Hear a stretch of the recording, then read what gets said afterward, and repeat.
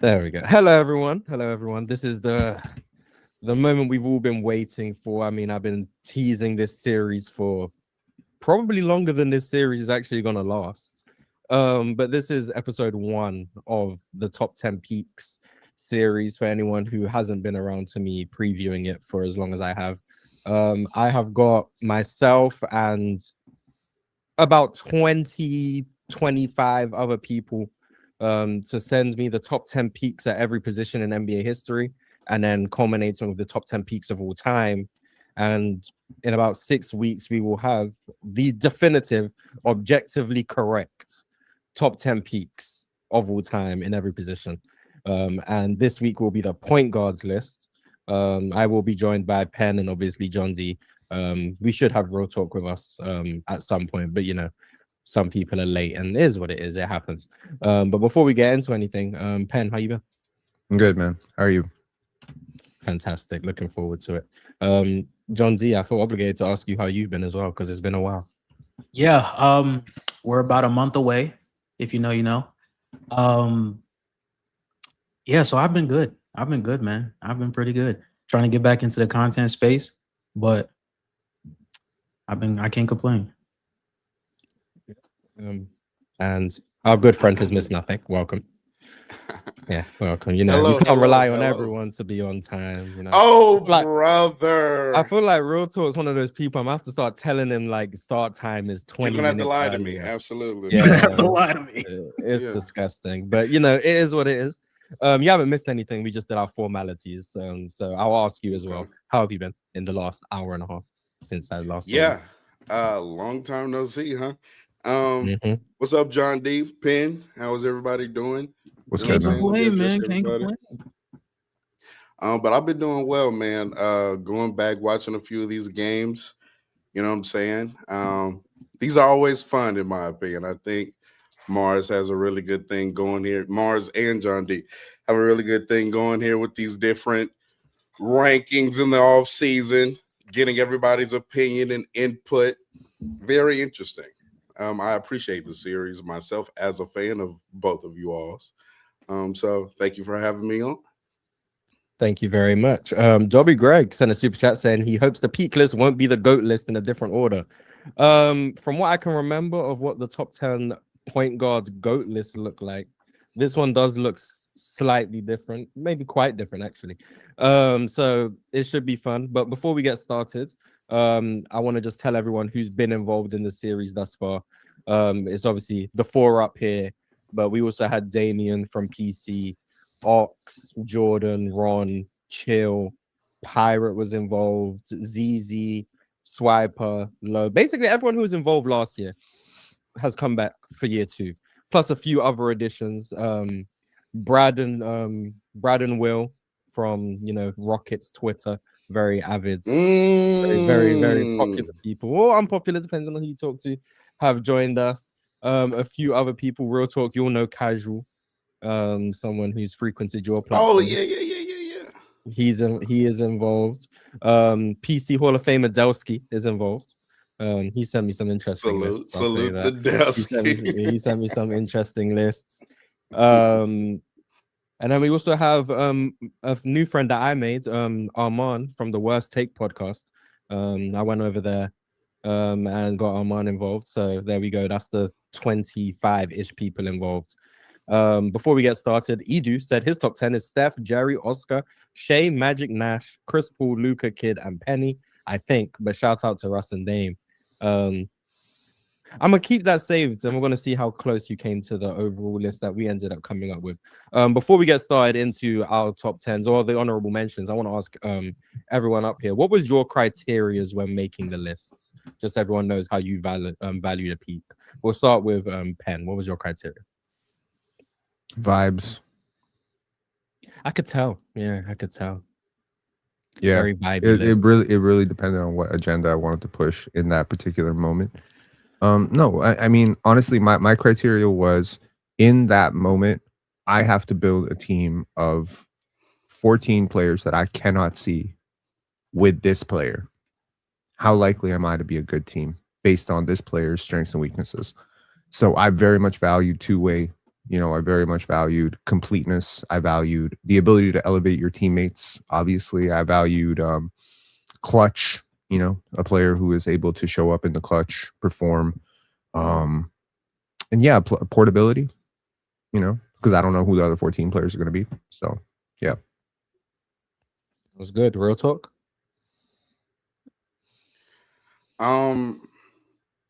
It's interesting. Whenever I get asked, like, what is my criteria?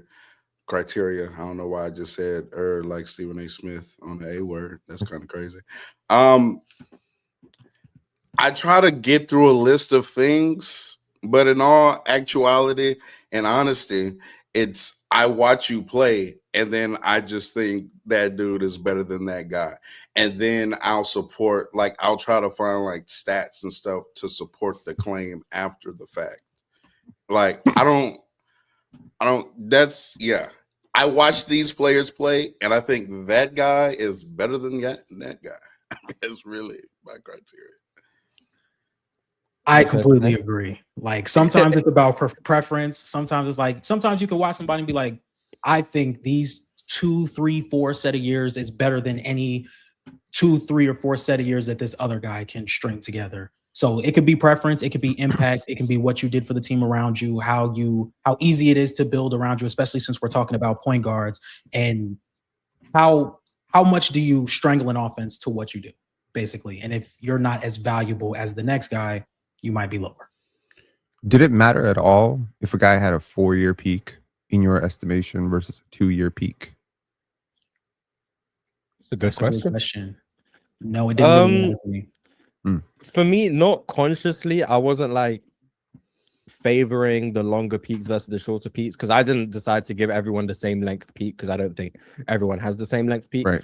But I feel if I thought it was close between two players, the one who did have the longer peak, I could give the edge to.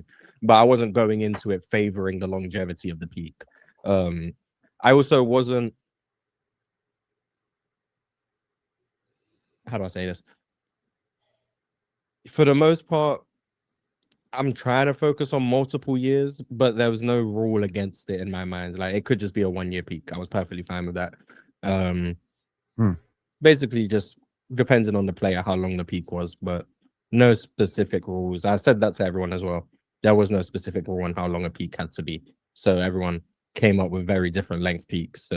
Very interesting lists based on that. I at first didn't really take that into consideration, which is why I had my last adjustments made, because it's like very inconvenient adjustments, by the way. But apologies, but I had to be honest with you, Mars. I couldn't just stay with a list I no longer agreed with. You know what I'm saying? So yeah, I had to make that slight adjustment. Well, actually, I appreciate it. I mean, your adjustment did actually change the order of the list quite substantially, by the way. So oh wow. Yeah, you changed the outcome with your buzzer beater. So anyway, Kobe, yeah, clutch, Kobe, LeBron, yeah, LeBron. Stop. Anime is cool, so I just wanted to support your channel individually. Keep up the good work, Moz. I appreciate it. Anime is cool, but without further ado, we are going to get into the honorable mentions, or the guys who got votes but didn't quite make the cut. And these guys did get. Some guys are surprising omissions, and then some people, it's nice that they got some votes. There were 19 names in total that I received across the 25 lists. And none of them were Scotty Barnes. I just want to be clear about that. None of them were Scotty Barnes. So good work, Penn. But I feel in about 2 weeks, I will have to mention Scotty Barnes. But we'll cross that bridge when the time comes. Guaranteed. But yeah, 19 names. I lied to John D about this guy before the show. He actually came 19th place. So yeah, you didn't have to worry. With 2 points, Damien had him in and Riff had him in. It was Derek Rose. To me. They more real to me. Derek Rose. I was telling my guy, I'm like, look, you're lucky I didn't put him in. Because I was thinking about it. I was thinking about getting him a little spot at that number 10 spot just because I got love for Mr. Derek Rose. But I'm glad he got mentioned because I didn't have the heart to put him in and I did not feel like arguing today. So shout out to Derek Rose. We love Derrick Rose over here. Penn and Mars, I remember you guys had a conversation and Mars said he'll ask me who's bigger in Chicago, Derrick Rose or Michael Jordan. For me, it's Derrick Rose, 100%. He great in transition, great offensive player, really underrated isolation player, being able to get to the rim, the acrobatics, the passing. It just sucks that he got hurt. Who was bigger for your parents? For my mother, Michael Jordan. My dad's not from Chicago. So, but for people my age and around that generation, is Derrick Rose. I've seen Derrick Rose play basketball and have grown men sitting on the floor with their feet crossed, watching him play basketball. Yeah, modern generations really are cooked sometimes. Like I've heard someone tell me, I've heard someone tell me that DeMar DeRozan is better than Vince Carter. I didn't say Derrick Rose was well, better. find out the shooting guards list if that's true. It's definitively not, but it's something about like people saying, I didn't watch it, so it didn't happen the way you're telling me it happened. Almost like they're rebelling against their parents. Like their parents are telling them don't do drugs and stop disrespecting Magic Johnson. And they're just like, no, I'm going to disrespect Magic and I'm going to do drugs. And I'm going to smoke my weed. Absolutely. Exactly. And ironically, you know, a cloudy brain is one that will consistently disrespect Magic Johnson. I'm just saying, like, there's this like natural. We are catching strays. Like, do y'all hear it? We don't even know disrespected Magic. I'm sitting here praying to God that your buzzer beater was to raise Magic from where I inevitably think you had him at 9 and moving him up to 5 or something. But I don't know. I have a feeling that's going to be the buzzer beater. My point is, like, when people watch something, they want it to be the best. Nobody wants to hear that they missed the best. So. It's more so that Penn, what does that have to do with Derrick Rose? Derrick Rose is from Chicago, Penn. He grew up in Chicago. Yeah, we don't. There's a reason why the locals in Chicago would maybe have a tighter grasp to Derrick Rose and Michael Jordan. Like, I don't understand. But it is, but it is generational because his mom is from Chicago too. I know, but John D didn't say Derrick Rose was like a better basketball player than Michael Jordan. He said for his generation. I don't even know how you're arguing that, and he's from Chicago and lives in Chicago. I'm not arguing that. I'm just saying it's wrong. How is it wrong? I'm saying, how are you saying it's wrong? How is it wrong? Oh my God. We can ask. I promise you, if I go around Chicago and ask 100 people from the ages of 20 to like 28 who's bigger in Chicago, they're going to say Derrick Rose. They're going to say Derrick Rose. They're going to say Derrick Rose because he grew up here. He's from here. We can go to his high school. We can go to the house he grew up in. He's from Chicago. It doesn't matter. I'm not saying Michael Jordan is not better than Derrick Rose, but this is Derrick Rose when it comes to basketball. This is Derrick Rose. I apologize. Yeah, for Pops, yeah, it could be Mike. Pops, you 51, 52, have it. But for us, it's Derrick Rose. Yes, I understand. I understand that, but this has been going on through NBA history. We've had people try to say that Larry Bird was more significant than Bill Russell in Boston because he won one championship, and after one championship, he was suddenly the greatest Celtic ever. Again, these conversations happen every single time. There's going to be a kid today who's going to say Jaylen Brown and Jason Tatum are the most relevant Celtics. But that's not the same thing. Like, that's not the same thing.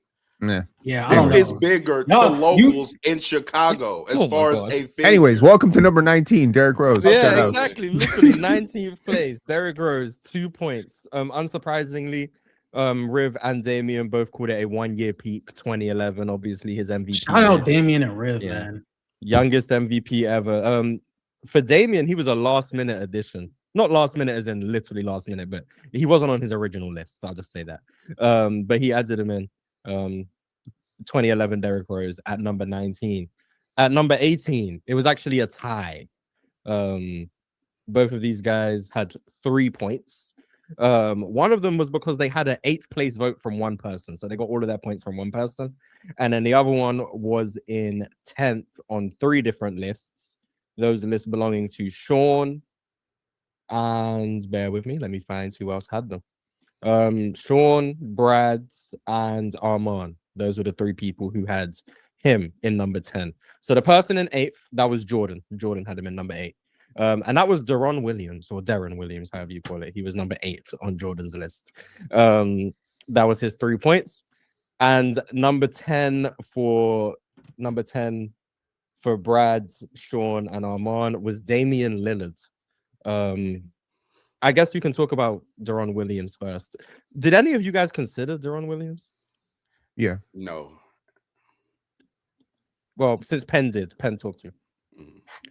I mean, just because he didn't win a championship or necessarily receive that hype doesn't mean that for a little pocket of space there, he wasn't like flirting with best point guard in the league conversations. Also a bigger guard, very physical, good performer in clutch situations, very well-rounded player. You know, that's what I appreciated about him. Very well-rounded player. I agree. I didn't really consider him. I kind of I had about 14 names I seriously considered. He wasn't on the list, but I did like I knew he wasn't going to make it, but like I did give him like the benefit of the doubt and like watch a little bit of tape just to see. But nothing I didn't already know in terms of like the mid-range shot creation, the pull-up jump shooting, obviously the crossover, all that stuff. The physicality as a bigger guard, like you said, one of the best playmakers in the league, especially our pick and roll. Basically all the stuff you know Deron Williams for. Just ultimately the guy I had at 10 is just like, in my opinion, a significantly better player. So it's just a tough list to crack. But Deron Williams was really good. Damian Lillard, now I did give more thought to him. Like I seriously considered Dame because I think he's one of the like better offensive players, at least of this generation, with like his range, pull up 3-point shooting ability, with that combination of that plus like the downhill ability, the ability to get to the free throw line. And then the coverages that he forces with his range. I think for me, 2020 to 2023 would be like the stretch of years. Obviously, 2022 being the down year because of the injuries. But that stretch of years would probably be the time I would say was peak Damian Lillard. For most people, that tended to be the stretch. But ultimately just bled too much value defensively for me. Wasn't the most consistent scorer for someone who bled as much value as he did defensively. And ultimately, I just preferred some other guys in terms of combination of two-way value or overall offensive proficiency. So I just favored them over him. But I did consider Dame heavily. Did you guys consider Dame in any way? Yes, I consider Dame heavily. I mean, 2023 is one of the better seasons we're going to see out of all of these point guards on this list that we are going to have on this list. Like you said, I mean, the downhill ability on top of the range, being able to pull up from anywhere on the court, and the coverages he forces with that, of course. But I consider Dame way more than he was probably like the second or third guy off my list. He might be one of the best pick and roll players ever. Ever. Yeah, he is. He had a and I did hold a season. lot of weight for me. Like just him and Yusuf Nurkic had like a amazing pick and roll chemistry tandem. I still don't regret not having him on the list, but I do think he had a real good shout. And I'm kind of surprised he only got 3 points. I'll just put it that way. I'm kind of surprised that only 3 people in total had him on their list. But what can I say? There's a lot of names to choose from. It's one guy on this list that didn't make my list, but I completely forgot about him until this morning. But we'll get to him, hopefully. Dame would definitely make a top 10 offensive point guards list, I think, like for sure. But yeah, I agree with your assessment on him. It's like originally I would have thought that I would have had him in the 10, but then I was like, oh, actually, no, I don't. I do value size at a point guard position, typically because I think it allows you to be a little less of a liability defensively. But yeah, between him and Deron Williams, who was really was there really a huge gap defensively?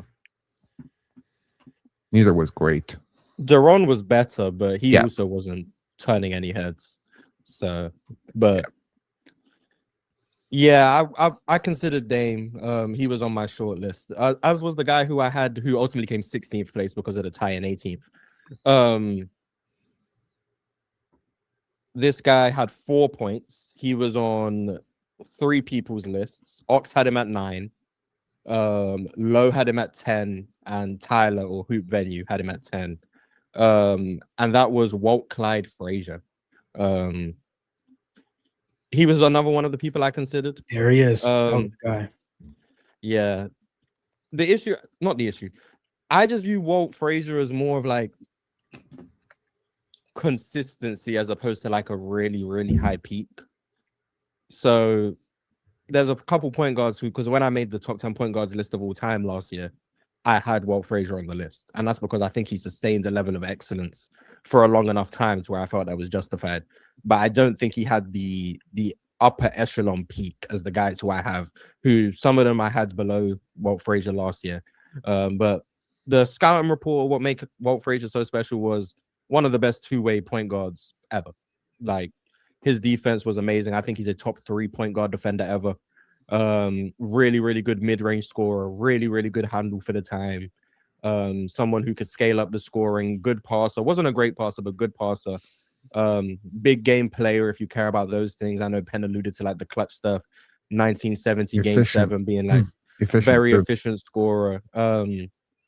He really was another one I strongly considered. Ultimately, I just don't think he hit the heights of like being an offensive engine as the guys who I had on my list. And although I do value the defense highly, one thing I noticed as I made my list was how much more I rate offense over defense when it comes to point guards. Yeah. And when I made the list, it wasn't really like a conscious decision, more so than it ended up just shaking out in the way of more often than not, the better offensive player is going to provide more value at the point guard position in my mind. So that's kind of what held Walt Frazier back. But I think he's a valid inclusion. And I don't look at anyone differently for having him on their list, despite him only having 4 points. I think he was a valid inclusion. Was there anything you guys wanted to say on Walt Frazier?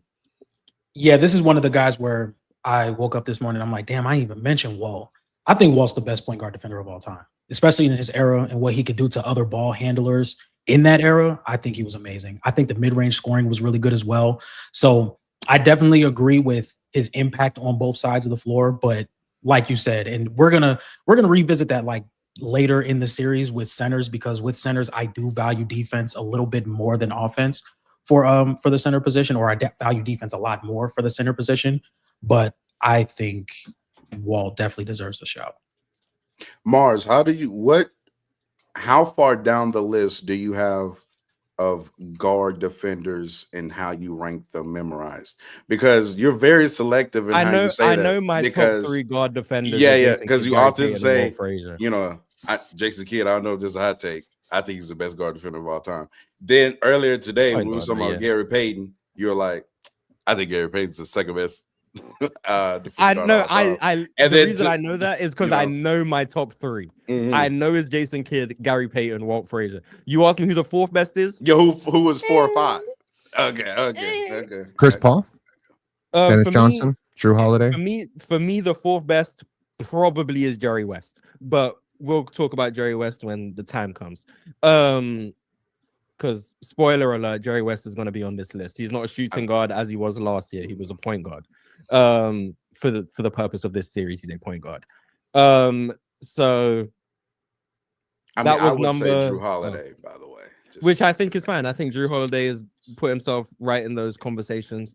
I would even entertain Drew Holiday as high as like 2. I don't think he's better than Jason Kidd. I would struggle with that, but I could entertain him over anyone else. Anyway, I believe we are at 15. This guy was on 4 lists, has 6 total points. He was on Joel's list at number 9. He was on Chill's list at number 9. He was on Ron's list at number 10. And Penn, he was on your list at number 10. So I'm going to start with you, because this is the first player that any of us have had with 6 points. Is Gary Payton. Talk to us about Gary Payton. So I think he is the best defensive point guard of all time for starters there. I do value players who won. I value players who, showed up in those big moments. And, in that peak, I think it was 95 till about 2000 is when I had him. I do value the fact that he had a long peak, right? His influence on the game was like, there's defenders that are offensive with their defense, if that makes sense. They control the game with their defense, right? And he's one of those players. He gets into your head. He starts speeding you up. He starts, you've seen the effect of Gary Payton hawking a player, stripping a player, changing the game with his defense. So I think he Drew Holiday, Walt Frazier, Jason Kidd, they have to get like extra points on that side. Where he loses points is obviously like I don't think he was nearly as good offensively as some of the numbers would suggest, or some of the players ahead of him on this list. But if defense is half the game, I cannot leave Gary Payton off my top 10. Yeah, I considered him for very similar reason. I actually think Also, the he's a defense, dog. obviously, Like he's just a the dog. defense. Yeah. I mean, for sure, the defense gets his respect, and obviously, like I think he is considered like the consensus best point guard defender ever, which I think is fine. But I think the offense, especially in his peak that you alluded to, does get underrated because of how good he was defensively. I mean, this was like a consistent 20-point per game scorer, really quick guard, could get downhill, really good passer. Wasn't the greatest outside shooter, but could make the mid-range as like most people from his time could. He could knock it down. And I think those Sonics teams, correct me if I'm wrong, were good offenses for the late 90s, pretty consistently. So he wasn't someone who couldn't like lead or co-lead with him and Sean Kemp, some good offenses. So you got to give him credit for that. But the issue for me, similar to what I said about Walt Frazier, I do tend to lean offense over defense in these point guard rankings. And although I think Gary Payton was a really good offensive player, I do think he just lagged a little bit behind some of the guys I included. But I do agree with most of Penn's synopsis of Gary Payton. I think once again he's a valid inclusion. The only names I've really looked at and questioned so far in that peak that you Williams. mentioned, well, that I mentioned, 1995 to 2000. The Sonics were always a top 10 offense with him. He didn't do it by himself, obviously. He had a really good team around him. But that being said, like, yeah, his offensive influence was also very good. Am I going to dock the guy for not taking a lot of threes or making a lot of threes? I don't know. But yeah, I'm surprised I didn't have him higher, to be honest. There's no amount of higher you could have had him that would have got him onto the top 10, but you could have got him a couple of spots higher in the honorable mentions list. But that does lead He was to on him my falling original in. list. Yay. I'm actually shocked I didn't use this to get off some Kyle Lowry prop.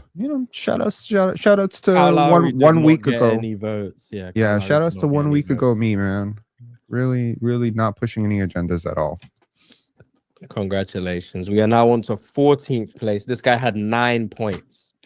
Now he had 9 points through 2 people having him on their list. What?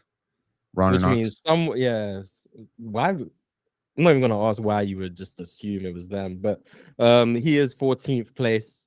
I'm not gonna say names. One person had him in at 10th, which is worth 1 point. So if he ends up with 9 and there's only one other person who had him on their list, that would mean someone had him in number 3. But I'm gonna go to the person who had him on their list because they're up here. Real talk to me about Kyrie Irving. Somebody had Kyrie number 3. Talk to me about Kyrie. Real talk. The number 3 is crazy. The years I chose were 17 and 21, if I'm not mistaken. Look, Pete Kyrie Irving, in my opinion, is just one of the best and most skilled offensive players that we've seen in league history. Point blank, period. He's been a very successful player as well. Mars has brought this up on PC. When he is healthy and available to play, his teams win. Now you could, say, oh, he's playing with another great player, which is true, but every great player needs another great player to win. And it's not a coincidence, in my opinion, that when he's healthy and ready to go, he wins consistently. The accuracy from all over the court, one of the best under the rim finishes that we've ever seen, one of the best mid-range shooters that we've ever seen, one of the best three-point shooters we've ever seen, the best handle ever, very good in pick and roll. The stuff I was outlining about Kobe on PC towards the end of the episode, like the availability to everything on the court, whether it's shooting off your right hand, left hand, shooting pull-up threes, shooting pull-up middies, playing in the post, playing out the mid post, finishing at the basket, playing on ball, off ball. Just the skill level is off the charts. And so I know that he doesn't have some of the accolades per se to qualify for a lot of people. In my opinion, I think he's just one of the best basketball players I've ever seen play basketball. And that's why you had him at number 3, isn't that right, Roto? I had him at number 10. I did not have Kyrie Irving at number 3. Yeah, you I don't did know have who him at had number Kyrie 10. Irving at number 3. That would be our good friend Delsky had Kyrie Irving at number 3. Okay. I thought you had him. You know what? That makes sense. Our good That friend makes Delsky sense. had Kyrie Irving at number 3. I was definitely very surprised to see that, but shout out to Kyrie. I echo a lot of the sentiment that you had. Obviously you didn't make my list, but the skill level is supreme. I've said many times he might be the most skilled player ever. If he's not, to me, he's like easily like top 5. The combination of ball handling, overall jump shooting, rim finishing, touch, the fact that he does have a post game he can get to, all of that adds a ton of value in my opinion. The issue I had with Kyrie was just he's too ethical. And in my opinion, he leaves a lot on the table with his reluctance to play through to get to the free contact throw instead line. play around it. And it's cool when it works that he's trying to play around the contact and do all types of craziness in the air, but sometimes 4 or 5 free throw attempts a game when you're a 90% free throw shooter, you're leaving meat on the bone, for lack of a better term. Like a guy like Dame, for example, he shoots the ball from 40 feet and is getting 9-10 free throws a game. If Kyrie was able to get to the line 7, 8, 9 times, not only does that add points per game, so it looks better on his basketball reference page, you're now putting your defenders in foul trouble. They have to defend you from further out. They can't put their hands out there. Like, you do leave things on the table with not getting to the line a whole lot. I do struggle with him being able to be like the pure point guard per se of my team in terms of being the one responsible for a lot of the decisions of an offense. That leaves a little bit to be desired. Sometimes the playoff scoring can fluctuate. Now, I like that you chose 17 and 21 because I think 17 was a really good postseason for him. 21 before he got hurt was a good postseason for him. So not to say he's never done it, but I do have just some concerns. Defensively, he didn't add a ton of value. But I did loosely consider Kyrie. Not, I knew he wasn't going to make my list, but I did loosely consider him. But he did ultimately end up in 14th place because of a 3rd place vote from Delsky. So shout out to him getting Kyrie higher up the list. Would y'all take 17 Kyrie or 21 Kyrie? I prefer 21 Kyrie. I do too. I think he was just more refined as a shot maker. Still had some of the quickness, even if he wasn't as quick as he was in Cleveland. But the overall shot making was just on another level. I don't know if that was 50, 40, 90 Kyrie or whatever, but it just felt like he could have missed. He was one of the most efficient isolation scorers in the league that year. I remember when I had access to Synergy, the good old days. He was like 90th percentile in isolation efficiency. Just a spectacular offensive player who I think some people overrate him, like having him at 3. But some of the things I see said about him, you would swear Kyrie Irving actually just can't do nothing on a basketball court and is just a highlight player, which I think is ridiculous. So it is what it is, but that is 14th place for Kyrie Irving. In 13th place, this guy had 11 points, so only 2 more points than Kyrie. He was on, I believe, 4 people's lists. He was on Ron's list at 7th. He was on Ox's list at 8th. And he was on mine and John D's list at 9. So, John, I'm going to let you go first and talk to the people about Penny Hardaway. Penny Hardaway is underrated, man. I really like Penny Hardaway. Still at like 6'7", was a really good half-court scorer in the mid-range. He was a really underrated passer within transition, out of the post. That one season where I believe Shaq missed like the first 2 months. He was 96, 96. He was giving you 26 and 7 assists, getting to the free throw, shooting 11 free throw attempts a game, shooting 55% inside the arc. I think he was really good. He didn't really have the number one role like most of these point guards are going to have, but he was still a solid defender, a really good shot maker, got to the rim, stressed the defense, was a really good passer, and his length, as we're going to talk about with some other point guards that are going to be on this list, gave him the ability to look over the defense and really thread a lot of passes, whether it was to cutters or to corner passers, and that gave him an advantage out of the post as well as a scorer or a passer. So I really liked what Penny Hardaway did in those. I believe I had it from 94 to 96, those 2 or 3 seasons. But I really like Penny, and I think he should have been on the list. Yeah, for me, I'm not gonna say Penny was a no-brainer because I don't think he was, but Penny Hardaway to me is just an amazing basketball player. And for a peaks list, I don't have to worry about the fact that he gets hurt.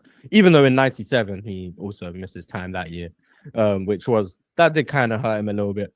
But then he turned around in the playoffs against one of the best defenses of the decade in the Miami Heat, and they lost quite badly.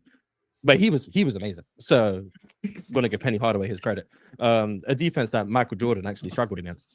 So bonus points to Penny. But just an amazing player. Big guards, combo guards, could be your primary scorer, but an amazing facilitator, really good interior passer, handle on a string for a guy 6'7". It was actually ridiculous. Good mid-range shot maker, could score in the post, really good playoff resiliency. I mean, you look at the 95 finals against the Rockets, Penny's pushing like plus 11 true shooting. Once again, in the series, they lost, but he was amazing in that series. Against Indiana in a series in which they went to 7 games, he was amazing in that series. Against the Bulls in 96, once again, they lost, but he was really good against the Bulls. 96, the time that John D was alluding to without Shaq, they were like a top 5 offense in the league without Shaq, with Penny Hardaway leading the way. I think he came top 3 in MVP that year. So in the limited sample you saw of him without Shaq, that was a legitimate, in my opinion, top 5 level player in the NBA, with the skill set to match, like I said, everything that he did. I just think he's one of the best offensive players at his best that we've really ever seen. I think he drove offense at a high level. There wasn't really any weaknesses in his game. Obviously, you can say like the 3-point shot or whatever the case may be. But within the confines of his era, I don't think that bleds really any value for him when he was so dynamic downhill, such a great mid-range scorer, like I said. I kind of just had to have Penny on the list. I knew he wasn't going to make it. I never really had any expectations of him making it, but just anytime I get to sing the praises of Penny Hardaway is a bonus. And he came 13th place overall, which actually is higher than I would have expected. So is there anything you guys want to say about Penny Hardaway? Just didn't last long enough. It's 2.5 years, right? Like from start to finish, it was 2.5 years. But in that moment, like, you really couldn't tell anyone that he wasn't a top 5 player in the NBA. Because he was.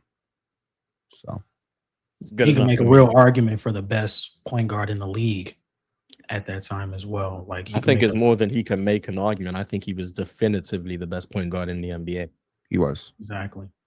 So but yeah, consideration for me, but great play. I mean, I have no objection. Clearly better than Kyrie, but it's cool. Shout out to Kyrie. Let's not get disrespectful. Thank you. Yeah, this is not that type of series. I don't know why I did that.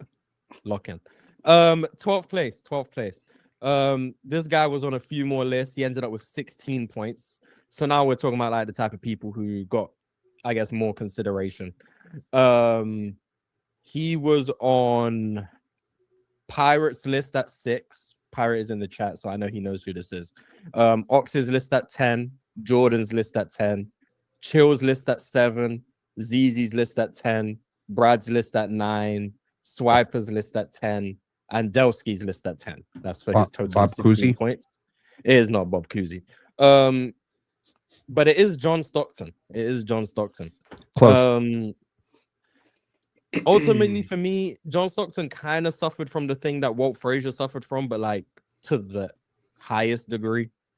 His longevity is so special, but for me, his peak does just lag further behind than these other people. I mean, like we just said it, for me, from 95 to 97, Penny Hardaway was the best point guard in the league. That's like in and around prime John Stockton years, slightly outside of John Stockton's prime. He probably a few years earlier, but right in and around it. And I just think that he was a better point guard. But John Stockton, amazing defensive point guard. Like his hands were really good. He was also a dirty player who got away with a lot, but it worked for his era. Really good facilitator. One of the most accurate passers I think we've ever seen. Really just good decision maker. One of the best entry passers ever. Could make outside shots at a really high level, mid range or threes. Especially like the peak years that I would choose for a guy like John Stockton. So we're talking about like late 80s, early 90s, when he was like really making a conscious effort to push in transition at a high clip. You had like real rim pressure with him. Ultimately, the things that just lagged behind was like the overall offensive aggressiveness. I do think lagged a little bit behind, which meant that he didn't really create as many advantages as some of like the playmakers who I would rate above him. And then that lack of scoring aggression did mean that I just don't think he put enough pressure on defenses for me to have him in the top 10, especially when I look at like the guys who I have at 10, Penny obviously being at 9. I just think they put a bit more pressure on the defense. And I don't think John Stockton's two-way value kind of made up for that. But I did consider him, especially due to like the length of his peak. Like it is one of the longer ones. For example, I mean, Ox had his peak as 88 to 98. Now, I think that's overdoing it. But like it is kind of just a representation of he was really good for a really long time, which I do think holds value, but just wasn't enough for me to put him on the list. Was there anything you guys wanted to say about John Stockton? I think it's 88 to 95. Personally. I'm glad there's still people giving him his credit, because it has gotten, this is a guy that used to be consensus, like seen as a top 5 point guard, hands down. And as the years go by, I will say I do think that opinion is definitely shifting, like 1,000% more. A lot of almost more than his reputation. Yeah, there's been a lot of damage done. So, shouts out to the ones that are still, fighting a good fight. I actually appreciate you. You're necessary, actually. Is it because his game does not necessarily fare well to the reverse search crowd? Like the people who go back and are like, hey, people are telling me this guy's really good. Let me go watch a 5-minute highlight and be like, why are people glazing this? Because I don't think his game necessarily holds up well to a highlight analysis. But if you go watch like full games from like 89, 90, you could very easily make a case that he's a top 10 point guard. You could easily make a case that people need to stop using that as a justification to rank some of these players higher, because I think y'all are actually doing the inverse. I think that's actually what starts to happen. Like some people do start going back and watching these games, and it's like, oh, I actually do think there are point guards better than John Stockton. Like, to me, John Stockton isn't a go back and watch and your opinion drastically goes up about him. That's not, to me, he's not one of those. I'm saying the opposite. That your opinion would go down if you watched like highlights. No, I'm saying when you go watch full games of John Stockton, I'm saying, to me, that doesn't rise his stock. It doesn't rise his value. I still think there are other players better than him at the position. I think it depends what you look for and what you value. Efficiency is unmatched as a point guard. Like, okay, low volume. I think he led the league in true shooting once. 65% true shooting in 1995 for a point guard is absolutely absurd. Now you can say it's low volume, but I think what John Stockton really suffered from, apart from the lack of highlight worthy packages, like you cannot compare a highlight package of him versus Kyrie Irving. Even more athletic, bigger, more physically impressive guards like a Gary Payton will have a better highlight package. 65% true shooting does not show up in a highlight package. Multiple final spurts do not show up in a highlights package. But the thing that I think he suffers from the most is that he played his entire career out in Utah. It's a small market, dude. That is a market. It is small. He is white, and he is not flashy. If he had played out his entire career in New York or LA, it would be absurd to have him not top 10. And that's the truth. From He led the league in true shooting 3 times, actually. So don't want to sell Mr. John Stockton short. From 84, 85, so when he got drafted, until 1996, 97, the end of that year, he missed 4 games. Yeah, that's crazy. Like, all of them in the same year. No. Yeah. Yeah. It was 78 19 games in 1989, 90. And then he ended up missing 18 games in 1997, 98. And then closed his career with the last 5 years playing every game. John Stockton missed 20 games in his career. 22 games. He's He vanilla played ice 20 cream. years. He played That's what he 19 is. years. That's what he Yeah, is. he He's played vanilla ice 19 cream. years and missed 22 games. That's why he was on my top 10 point guards of all time list. The longevity was unmatched. The durability. The issue is I just don't think he peaked as high as some other guards. Like I said, the pressure he put on defenses was just a step below, and I don't think the two-way value kind of made up for it. You're seeing that be like a consistent trend of like these high-level defensive guards. For the most part, they tend to lag a little bit behind offensively, and I tend to not favor that. But I definitely see the case for John Stockton in the top 10, and don't look at anyone sideways for including him. But unfortunately, that does mean he fell into 12th place. In 11th place, so the guy who just missed the cut. And real talk, you amending your list got him out of here, just so you know. He's now 11th because of you. So I just think you should know that and take some responsibility. He did end with 28 points. And this guy was on, I'll put it this way, real talk, he was your number 7, which had him just enough points to make it in joint 10th, and then you took him off the list. But he was on a few lists, quite a few actually. He was on Dreams. I would have thought he 10. still made the list, honestly. No, you cooked him. He was on Dreams list at 10, Casuals list at 9, Gifted's list at 10, KB's list at 8, Joel's list at 10, Swiper's list at 9, ZZ's list at 9, Ron's list at 9, Ox's list at 4, Damien's list at 9, and Penn, he was on your list at 6. So you know who it is. Number 11. Jason Kidd. What? Jason Kidd did not make the list. 28 total points. Used to look flabbergasted. So talk to us about Jason Kidd. Talk to us about your number 6.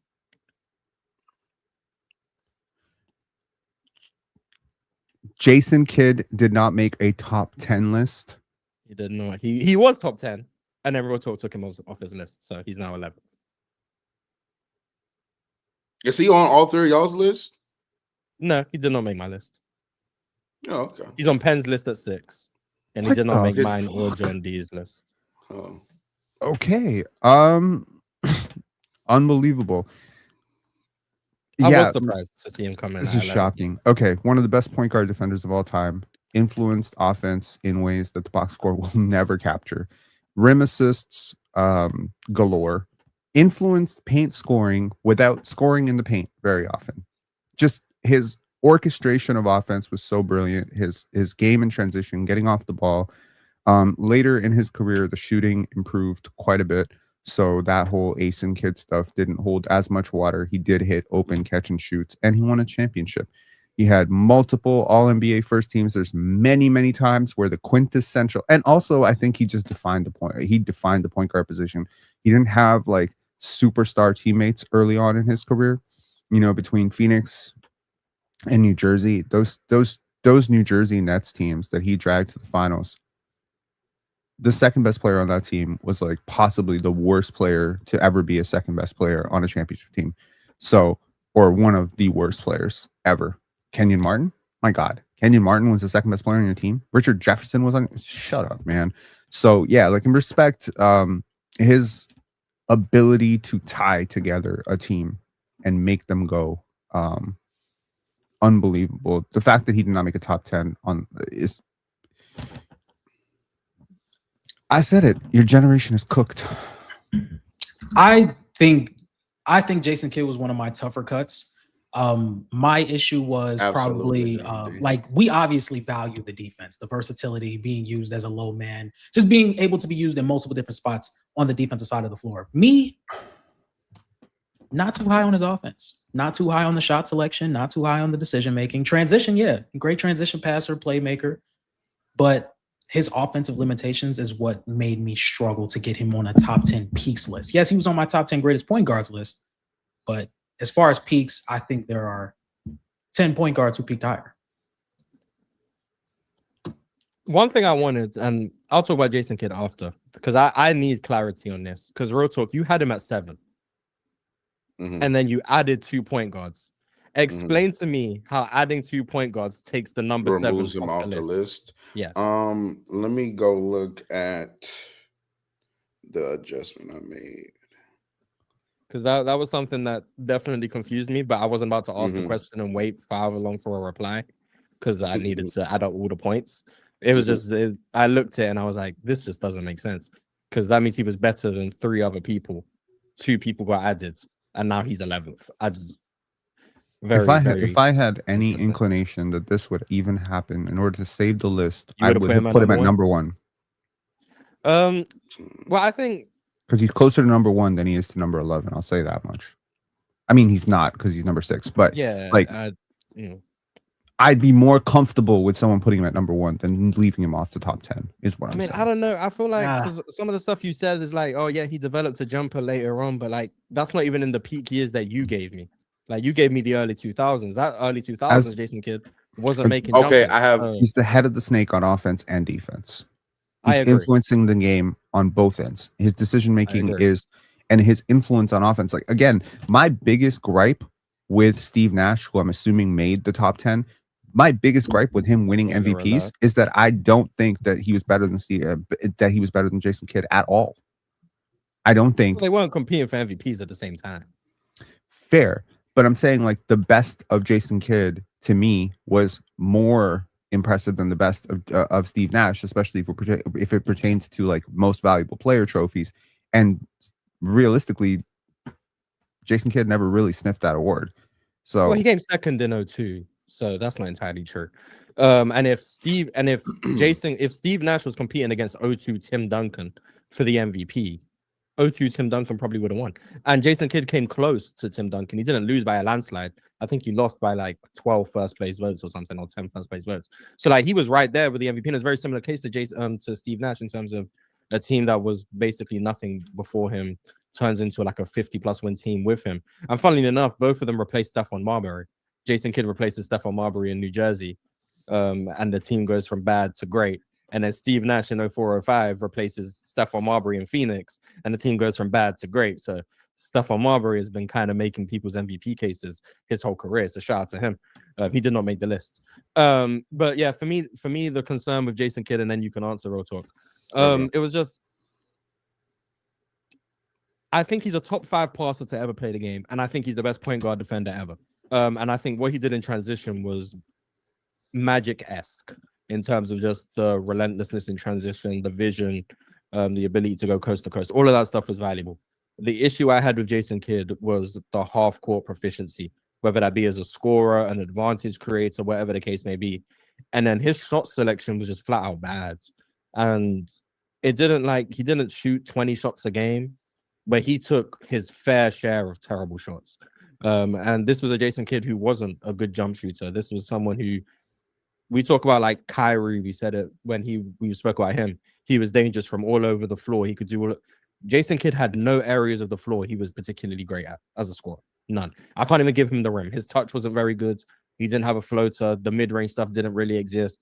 The 3, it wasn't anything he'd go to reliably. So like there was no way he was really a threat on the floor. The value was that he could get to the paint and create layups for his teammates out of nothing. And there was value in that. The issue is that everyone else who I have above him was like clearly a more dangerous half-court offensive weapon, in my opinion. And I don't think the two-way stuff balanced that out. The reason I have Jason Kidd as a top 10 all-time point guard is because later on he did figure out the jump shooting stuff, maintain the defensive value, the passing value, all of that stuff maintained. And then you're looking at 15+ years of high-level point guard value with a really strong peak where he was one of the best point guards in the NBA. But just ultimately, the guys who I'm talking about peaked as like, I'm not gonna say different tier because I did consider Jason Kidd, but I just prefer their peaks. But Jason Kidd was a masterful playmaking passer. From 2000 to 2013, which is 13 years of Jason Kidd, he shot nearly 36% from 3. Granted, low volume. Because you Fine. include the 07, 08, like you're including the years where he got goods. Like, Well, and you know you're doing that because in the he years you turned the gave corner me as a in shooter. 2000 to Dude, he 03, turned the the years corner you as a gave shooter me, in he was 98. 32.5%. Dude, he turned the corner as a shooter in 98.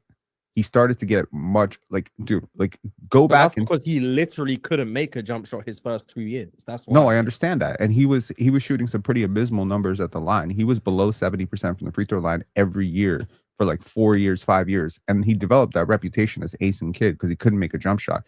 But following that year, he slowly expanded his range out. He became a little bit better in the mid range. Then he became a little bit better at the free throw line. Then he started consistently shooting above 80% every single year from the free throw line. And part of what I included in his peak was those years where he stepped up as a jump shooter. It's not like, okay, he became a great jump. He didn't become a great jump shooter, but I mean, like later on in his career, yeah, you're including 08, 09, where he was shooting 40, 42% from three. But prior to that, it was still 33%, 32%. Like the kids you gave me was 32.5% from three, 2000 to 03. And in the playoffs, he was 27% from three. And that's not to mention the mid-range stuff. Like, he wasn't a good jump shooter. Him becoming one later on is a commendable thing for his career value. And I give him credit. That's why I had him in my top 10. I can't remember. I had him at about 8, maybe. But for his peak, I can't give him 08 jump shooting alongside 02 defense. Like, at that point, that's not even the Jason Kidd that we actually saw. The Jason Kidd we actually saw was a bad jump shooter who took a lot of jump shots and missed a lot of jump shots. It's why he was hovering around 40% from the field player, is why he was hovering around 32% from three. And it's why he took a lot, like the amount of times you watch a Jason Kidd would come up in transition and shoot pull-up threes as a 32% jump shooter. Like, there's no explanation for that. But the reason I even considered him is because he is that gifted of a passer, and in my opinion, is the best point guard defender of all time. The fact that he was so good at those two things got him consideration for this list. That should say a lot about how good I think he is at those things. Because, like, Rondo is a hell of a defender and a hell of a passer. Didn't even consider him. Spoiler alert, Ox didn't even have him on the list, as you can tell, because we haven't said his name yet. Like, but that's kind of how I view Jason Kidd. He's like Rondo, but like way better. And I think he maxed out the value of that archetype. I don't know how much better he could have been with the flaws he had in his peak, but he got about as good as I think is possible to be. It's just ultimately there was too many holes in his scoring and offensive arsenal. And like, I agree with like the Nets, they didn't have good offensive infrastructure. I'm not gonna like hold that against them. They were below average offenses routinely, significantly.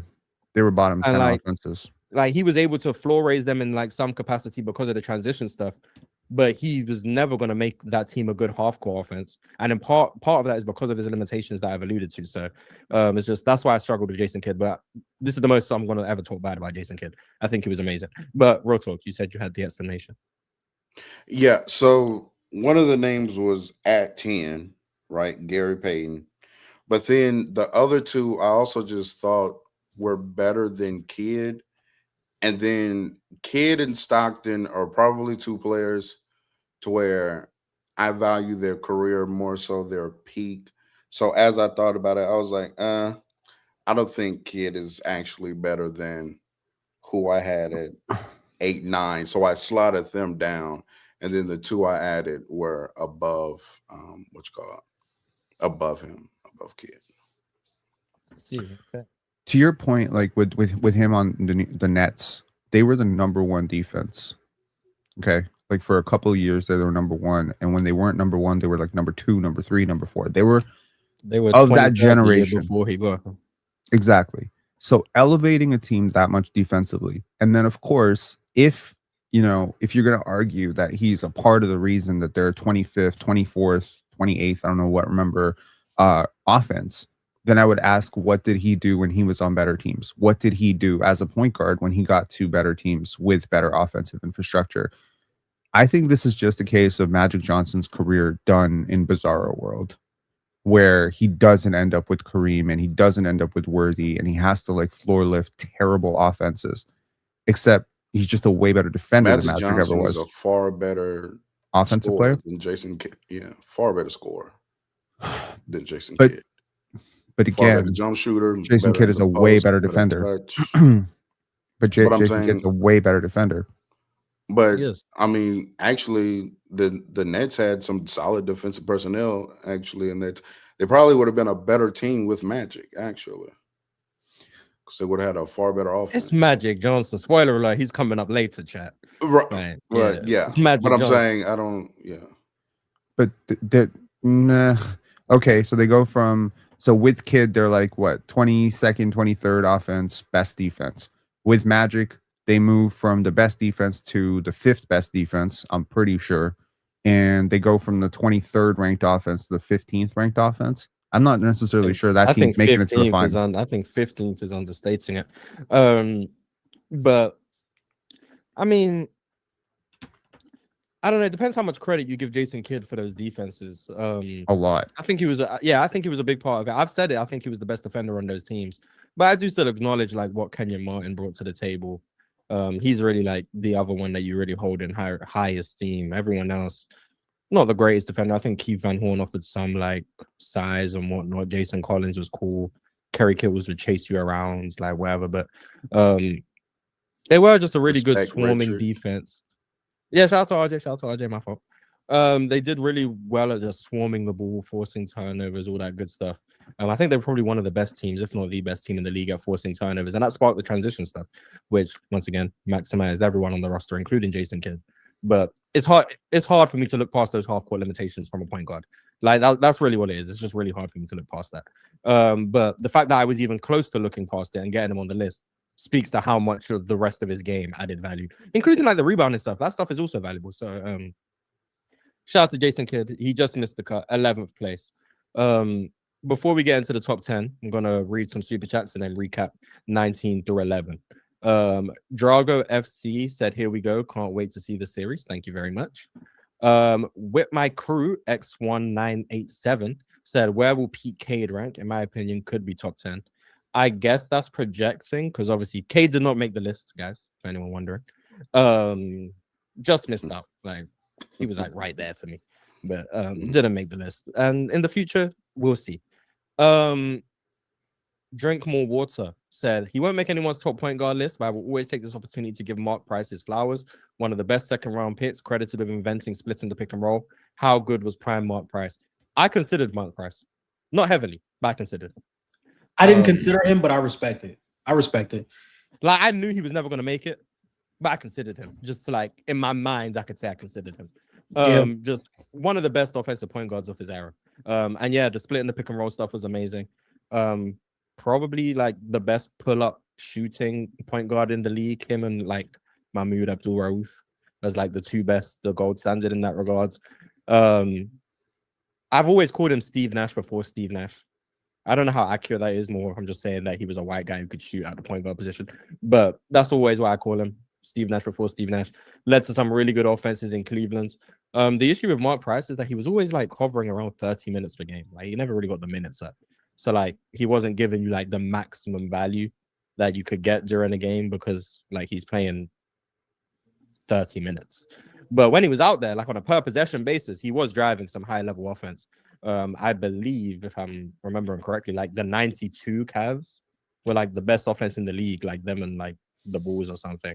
1 and 2 or whatever, or 93. One of those years, maybe both of those years, they were like one of the best offenses in the league. And a lot of that was because of like Mark Price and what he was driving as a passer, facilitator, outside shooter.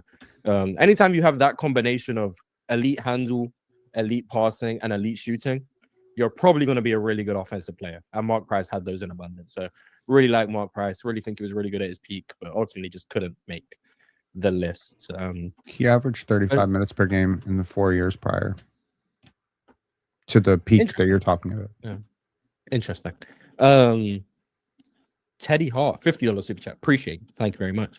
Said 2011 was D Rose's peak because of injuries, but how close was this to his potential? He was still ascending during his MVP year, and most guys peak near year 7. So that'd be around 2015 Rose if healthy. How far from his potential peak do you think he reached by 2011? So basically, do you guys think Derrick Rose would have kept improving? Barely.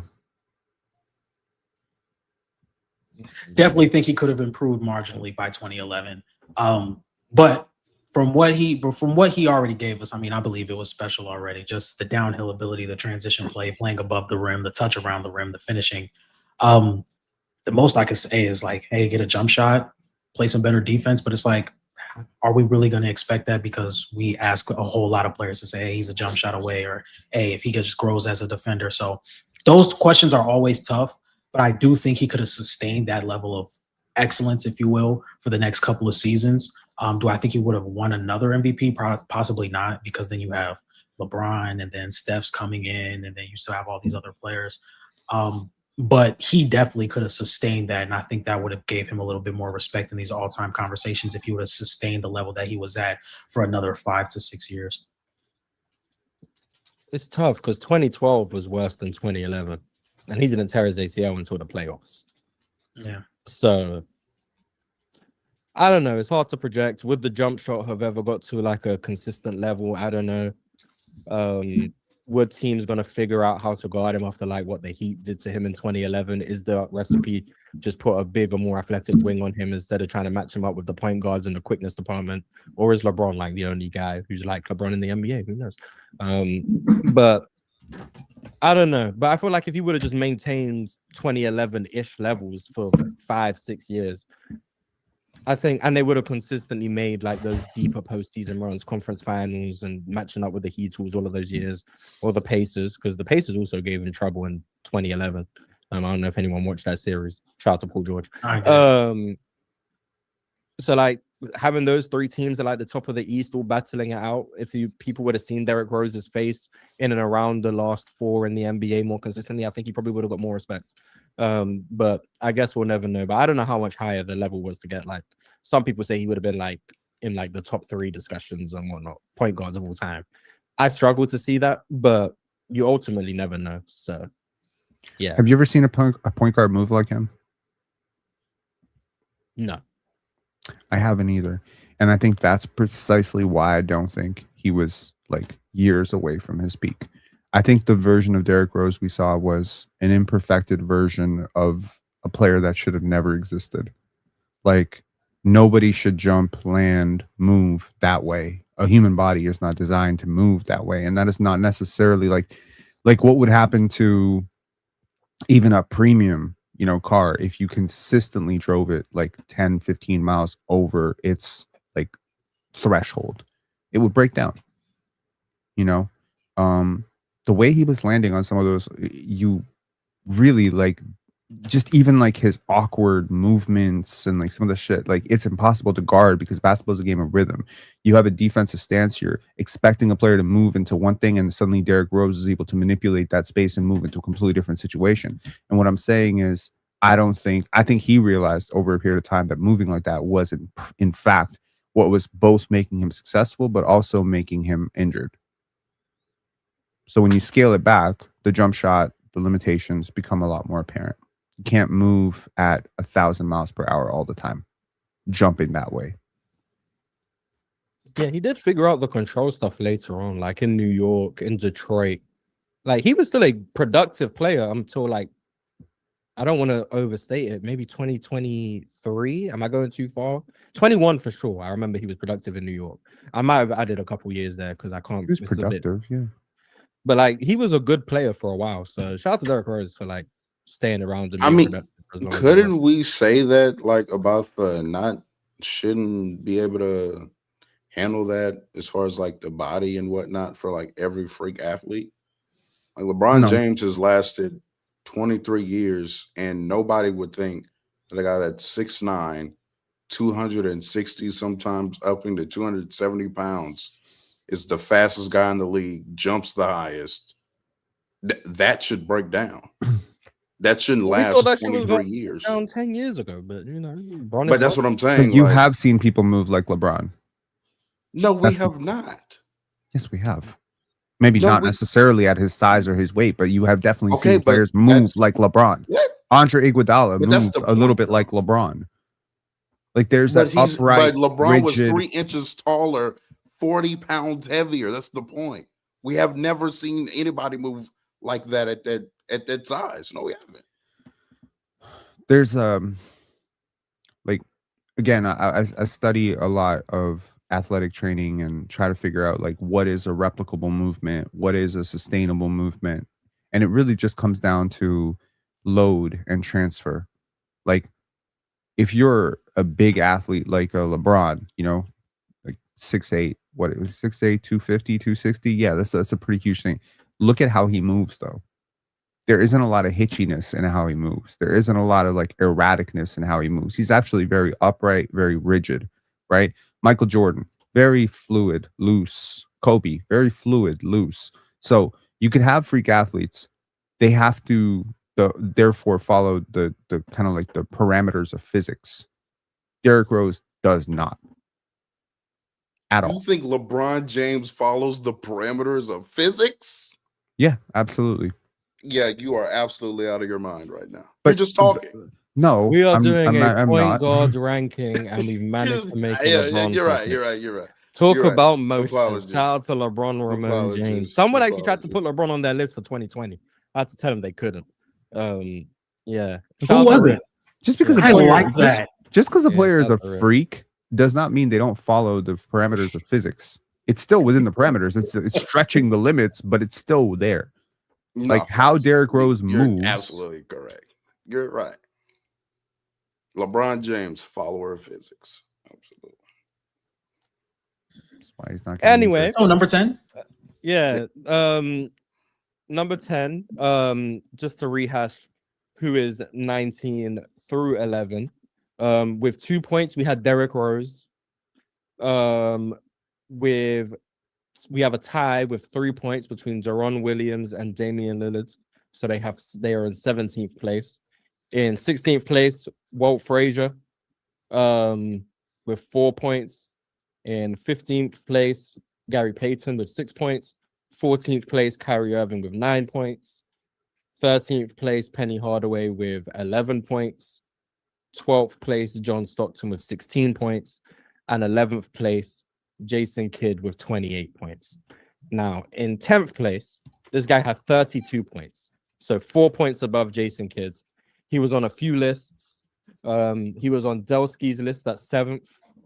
He was on Will's list at 8th. He was on Riv's list at 9th. He was on Joel's list at 8th. He was on Brad's list at 7th. ZZ's list at 8th. He was on Chill's list at 5. He was on Ox's list at 6. And Penn, he was on your list at 9. So once again, we're going to start with you. Mr. Isaiah Thomas. Talk to us. Wizard, maestro with the basketball, really good defender, dog defensively, asshole, a complete asshole, if there ever was one. I just valued his leadership at that position. And honestly, I grew up watching him as like the point guard of point guards to model your game after, right? I think his scoring is somewhat underrated. I think his dribble manipulation and stuff, just because he didn't shoot it from 3 at high volume. So yeah, I think the winning overstates some of his ranking stuff. Like some people have him top 3 because he won, 2 championships. That team was loaded. So I don't necessarily know if it puts him like that high, but it's impossible for me to have a top 10 ranking without him on it. And also like a playoff player, like a guy who, consistently handled the ball a lot. Like we're talking like a guy who can really suck up usage and, handle playmaking load, scoring load for you. There's a lot of players, especially smaller players, where you'll see in the playoffs that their efficiency dips off a cliff. He's not one of those players, so big game player, winner. Absolutely. One thing I liked was a lot of people, because I asked everyone to give me the years for their peaks. I know I'm not reading them out here. It was more so for like personal recollection. It's also long to read out everyone's selection of the years. But most people, when they sent me the years for Isaiah, didn't pick the championship years. Like Penn, for example, went 84 to 86. Ox went 84 to 88. Chill went 84 to 88. Will went 83 to 85. Like people are going with years prior to the championships, which I agree with, by the way. But seeing like people come to that conclusion was something that was very interesting. To see a couple people included the championship years, like they would start with 84 and go all the way to 1990, which I also think is valid, like however you want to do it. But seeing people weren't just going, oh, 88 to 90, that's his peak, was nice. I think Isaiah Thomas is someone who I've fluctuated in my opinion of him. I used to be indifferent. Then I used to be quite low on him. I've gotten higher on him as time has gone by. Ultimately, not enough to like get him into my top 10, but just an amazing ball handler for his time. Probably the quickest point guard in the league, unless there's someone I'm forgetting, but probably the quickest point guard in the league. Could get to the rim, finish. Didn't have like the greatest touch, but when you're able to get into the paint with the same like aggression that he was, that does collapse defenses. I think he was a top, to just go low end and make sure I'm not forgetting anyone, top 5 passer in the league for a stretch of years. I don't rate his defense as highly as Penn does. I wouldn't call him a really good defender, but he was cool to me. Was he top 10 at his position? I'm not going to pretend I have a top 10 point guard defenders list. I'm not even talking all time. I'm saying like when he was playing. Yeah, but it feels like he probably was, but I don't have a list to tell you he was or wasn't. I know he wasn't with like the Dennis Johnsons, the Mo Cheeks of the world. He wasn't on their tier. I know that for like definite, but I don't know where he ultimately ranked. When the jump shot was going, he really was one of the more unstoppable scorers when the mid-range is falling and then he's still getting into the paint, getting into the teeth of the defense. And that's where you see like the explosive games come from. And it's like, oh, wow, this is like a really, really gifted scorer. The issue is the jump shot wasn't as, consistent as I guess you would hope for. So you do find yourself with like a multitude of series in which he's really struggling to score. Like, for example, in 89 in their title run, the first round against the Celtics, like he is struggling mightily, but ultimately they still win because that's the shell of themselves, Celtics. But he's struggling with the jump shot, and he's struggling with the jump shot for like large portions of that postseason run. But then figures it out in the finals, has a really good series. 1990 struggles for big portions of that postseason run, and then finds it against Portland and has an amazing series. And that was like the story of Isaiah Thomas's like postseason scoring. If the jump shot's going, you end up with this high volume, good efficiency scorer. If the jump shot's not going, you end up with this good volume, low efficiency scorer who's still a gifted passer, a bit turnover prone, not the greatest defender. Wasn't someone who you would rely on to churn out elite offenses, but could drive really good offenses. And that's what they did in Detroit. I've always said I think those championship teams are like a collection. Like the depth of that roster was really strong. The top end talent, obviously, with Isaiah, Joe Dumars was still really good. Like it was a really good team with Isaiah Thomas being like the head of the snake, but like he was just really good. The issue I had was the scoring inconsistency matched with some of the turnover issues. He reminded me a lot of another player, and I think the other player is better than him. So I'm not trying to spoil too much, but I think you guys could understand where I was going. Mm-hmm. But yeah, you guys, John D and Real Talk, why did you not have Isaiah Thomas? Did you consider him? All that good stuff. I considered him. I just think there's other guys that I think peaked higher offensively. Yeah, I mean, I think you hit the nail on the head when you're talking about his ball handling, the passing, and playmaking. But the inconsistent jump shooting, the lack of high volume scoring compared to some of these other guys I had on my list just made me ding him a little bit. There are some low volume scorers that I have on this list, but I think they're much better offensive players or way better on the defensive side of the floor. So that's what kind of steered me off of having him on my list a little bit. Just definitely just had 10 players better. Again, this is a peak, and with the qualifications of it doesn't even have to be multi-yeared. It can be a season. I don't think Isaiah Thomas, with all due respect, has had one of the 10 best point guard seasons of all time from an individual player aspect. No. Interesting. So thus far, we are into the top 10 now. Isaiah is the only name that made the top 10 that I didn't have on the list, which means the rest of the 9 were all on my list. It's the same for John D. The rest of the 9 are all on his list, and the rest of the 9 are all on. The rest of the 9 I think are all on Real Talk's list. I think.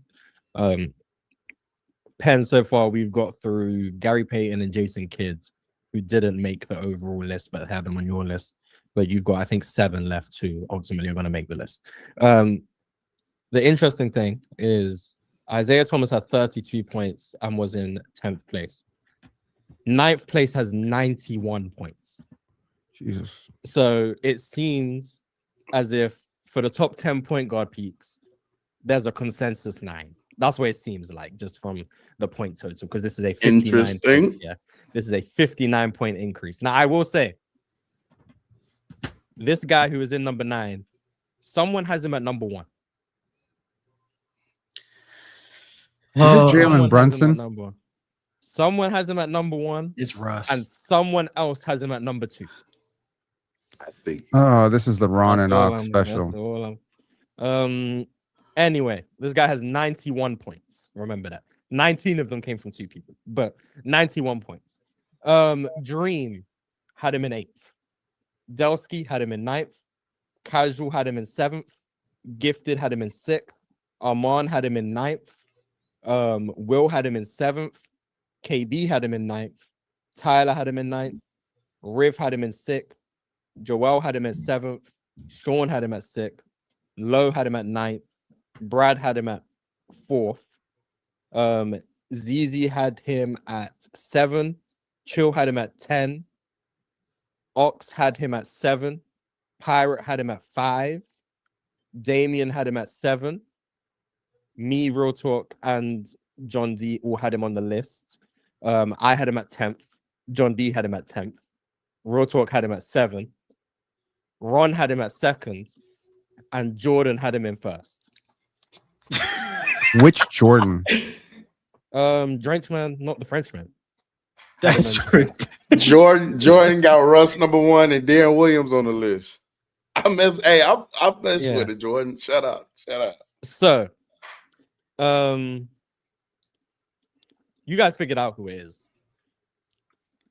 Russell Westbrook, the most polarizing. I will say that perhaps of all time.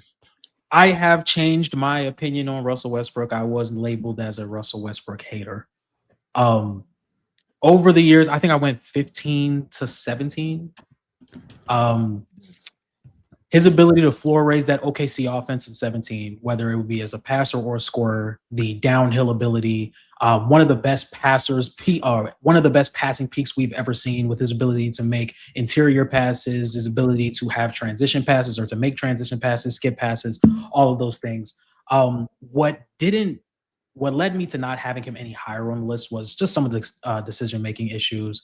Sometimes his shot selection could be really bad. The lack of an outside jump shot or the inconsistencies of his outside jump shot could be really bad as well. And he used to be also very risky on defense, especially off the ball, which could lead to a lot of mishaps on the defensive side of the floor. But he really floor raised a really bad offensive situation in 2017. You could say he was one of the best player on that team in 16 in the postseason, especially against San Antonio in the second round. Russ is fantastic, and he fills up the box score just in ways to win for his team, and I think he deserved to be on this list. Real talk.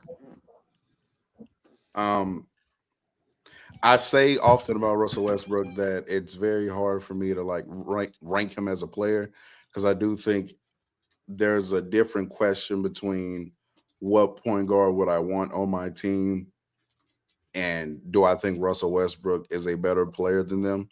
But the peak, I think I have from like 15 to 18. I'm pretty sure the years I chose. Those years without KD, he is absolutely floor raising to the nth degree. He's just a phenomenal offensive player. I didn't even know we recently on PC, shout out, salute, had a Jason Kidd, Russell Westbrook offensive player argument. Russell Westbrook, in my opinion, during those regular seasons, just turning out some of the best floor raising I think the NBA has seen in those regular seasons. Incredible downhill force, one of the greatest interior passers of all time, can make kick-out passes. The rim pressure is relentless. And on nights where he's hitting his pull-up midi, I mean, if Russell Westbrook to be is arguably like, I know we do this for players, but like he's a consistent jump shot away from being very uncomfortably high on a point guard list, in my opinion. High as one. Maybe that's what You said Jordan it, not saw. I. Who knows? Yeah, maybe that's what Jordan saw. Yeah, I Consistent like jump shot. Russ at his best is an incredible basketball talent. So I think for a peak, not necessarily career, but peak wise, better basketball player, you can't name too many better at the point guard position than Russell Westbrook. Yeah, I've come around a lot on Russ. I know it sounds weird because I have him at 10. Like ultimately it didn't move him very high. And I think I had him at 10 on my all-time list as well. But just the player himself, like devoid of rankings and comparing him to everyone else, just watching him play, I come away just like a little bit higher each time. I do think he's one of the best passers to ever play the game. Now, do I think there's an aggression trigger that maybe he sometimes goes over the line? Sure. But I also think he makes some of the most audacious interior reads this side of like Magic Johnson and Steve Nash. And more often than not, they pay off. And the maximizing some egregious offensive talent. Andre Roberson, shout out to Steven Adams, offensive rebounds, but giving him some of the easiest offense he's ever received. Like that whole 2017 roster was kind of just owing Russ everything for what they were getting on offense. I did 2016 and 2017 because I think those are the like I do think they are just like clearly a step above the rest of his years. In the playoffs in 2016, I've said it many times. I think he was OKC's best player. Just you said it, the rim pressure, when the pull-up middies go and he's an unstoppable scorer. But you even said it like I can't remember what series you said you was watching. I think it was the Warriors series. The Warriors. Russ out there shooting 30 whatever % from the fields, and he's by far the best player on the court. And that was like kind of like for me the story of Russell Westbrook. It was like you look at the numbers after the game, and I say it all the time when you go back and watch the 2016 Thunder vs Spurs. Guy shot like 38% from the field in that series. He was the best player on the floor by a significant margin. And I say it all the time, Kawhi couldn't deal with him. Kawhi was the best wing defender in the league. Kawhi couldn't guard him. And then I have people in my replies, Russ was shooting 35%. Go watch the games and tell me Kawhi Leonard could guard Russell Westbrook. He couldn't. Because at the end of the day, the fact that he was getting 2 feet in the paint whenever he wanted was putting every defense he played against in very unfavorable positions. Now, sometimes he would take bad shots in those positions, and that bled value. Sometimes he would hit a home run in those positions, and that added a ton of value. And I think for guys like Russell Westbrook who are polarizing, I do think some people tend to over-index on the flaws that absolutely do exist.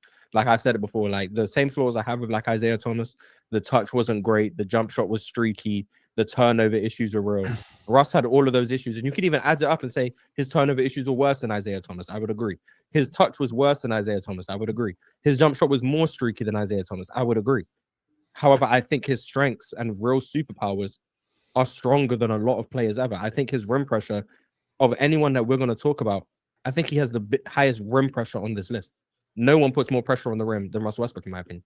When it comes to like his overall interior passing, his overall playmaking, I don't think there's 5 people who create higher quality shots more consistently than Russell Westbrook on this list. And that holds a lot of weight for me.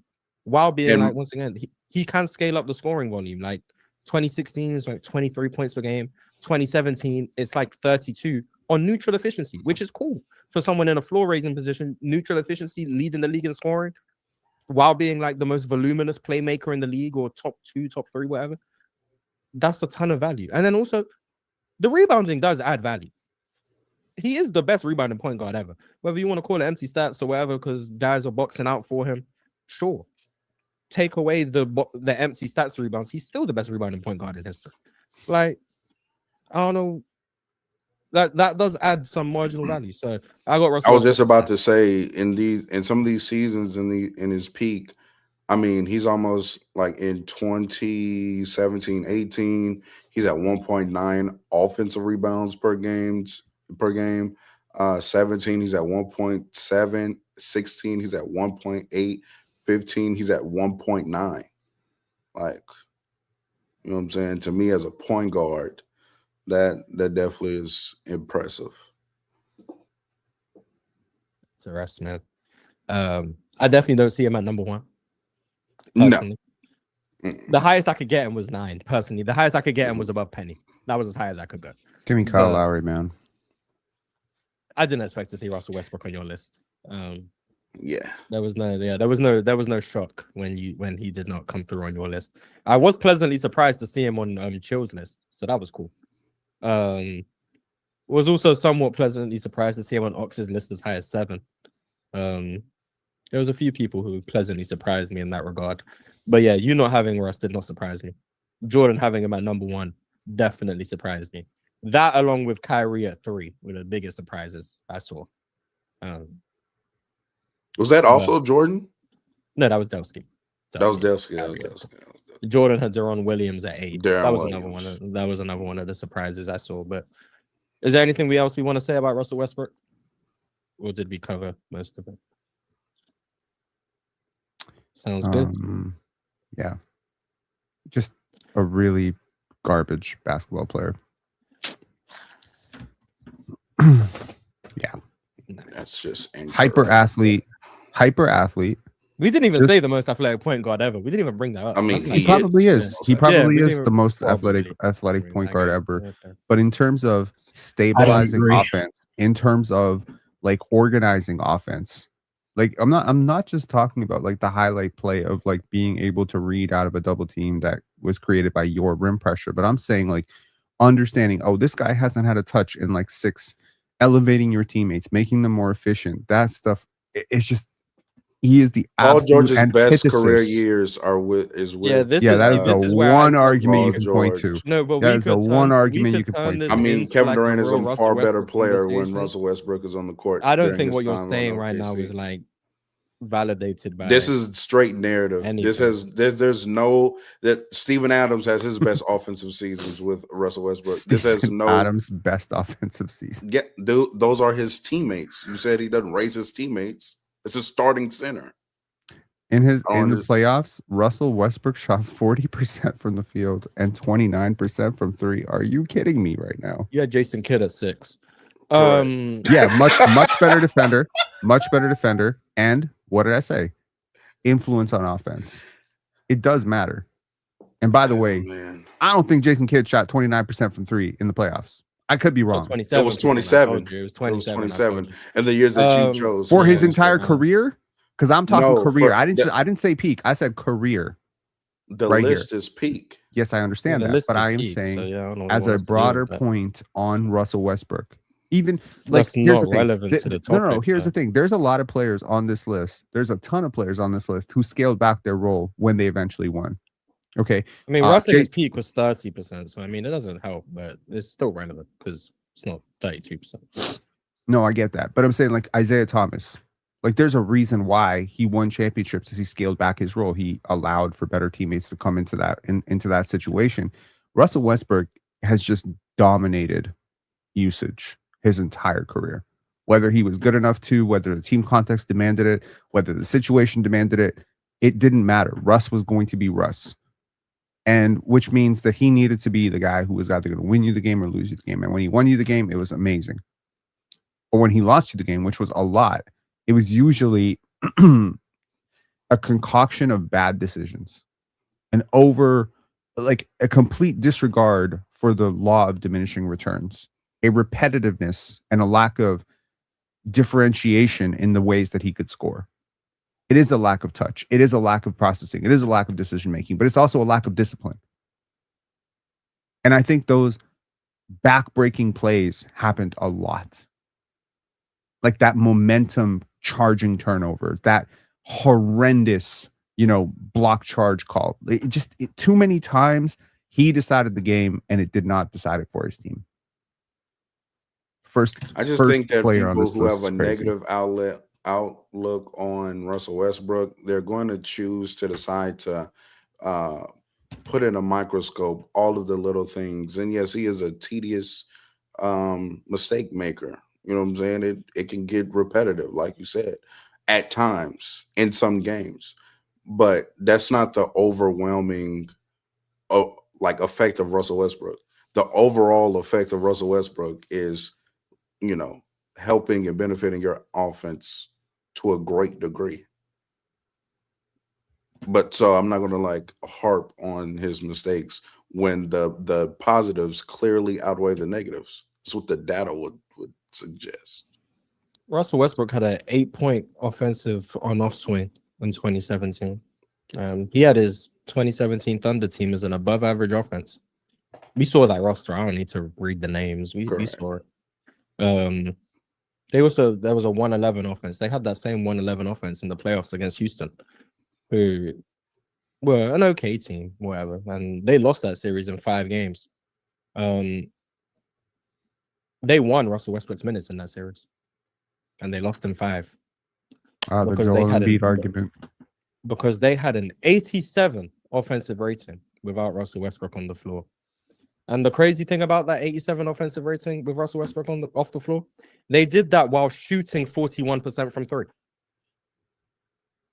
They shot 41% from 3 without Russell Westbrook and had an 87 offensive rating. With Russell Westbrook on the court, they shot 30% and had a 111.4.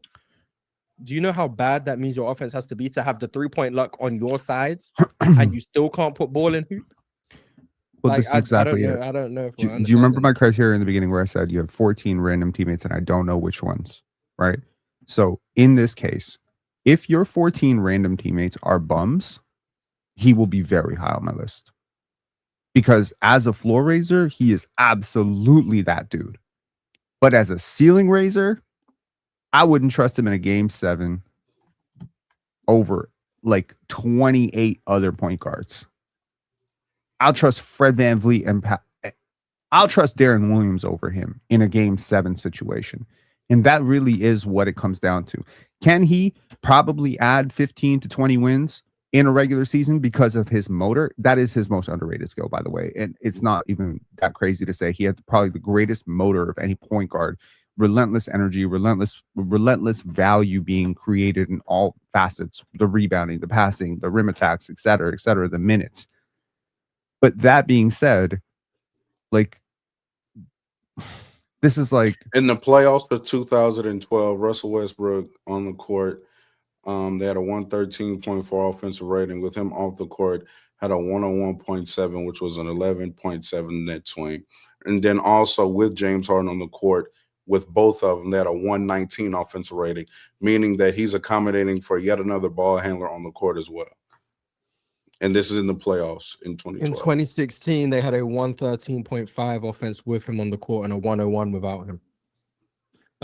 Kevin Durant played 98% of those minutes without Russell Westbrook. So KD was on the court producing a 101 offense without Russell Westbrook. Russell Westbrook drives offense. With or without great teammates in that from 2014 to 2016 in the playoffs, I think Kevin Durant's true shooting dropped 6% without Russell Westbrook. Russell Westbrook undeniably made life easier for his star teammates. Paul George obviously had the best year of his career with this Russell Westbrook did anyway. This Russell Westbrook made life easier for his teammates, especially wings. Now, does he fit great with other guards? Maybe not. I wasn't as high on him in Houston, for example. I think that was a clunky fit next to James Harden.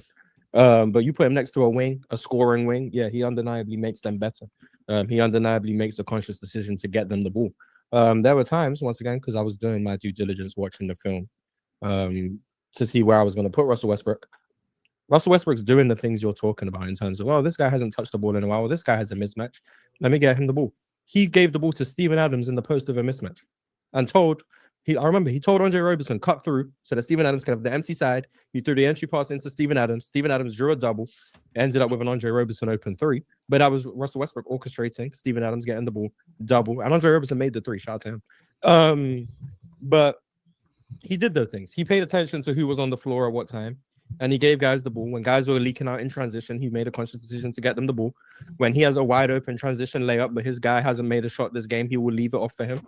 Give you a layup, give you a dunk, let you see one go through the rim. He did those things. He did point guard things. Now, did he make his fair share of bad decisions? Yes. And that's why I couldn't get him higher. The floors were too much for me to have him higher. But I do think him in the top 10 is valid. I think him at 9 is a perfectly fine spot. But once again, 1 and 2, Ron and Jordan, that's too high for me. But we spoke for about 20 minutes on Russell Westbrook. And we have 8 more names to get to. So let's not. Shows you how keep polarizing he is as a player. Very polarizing. I did say that Yeah. at the start. Yeah. Anyway, number 8.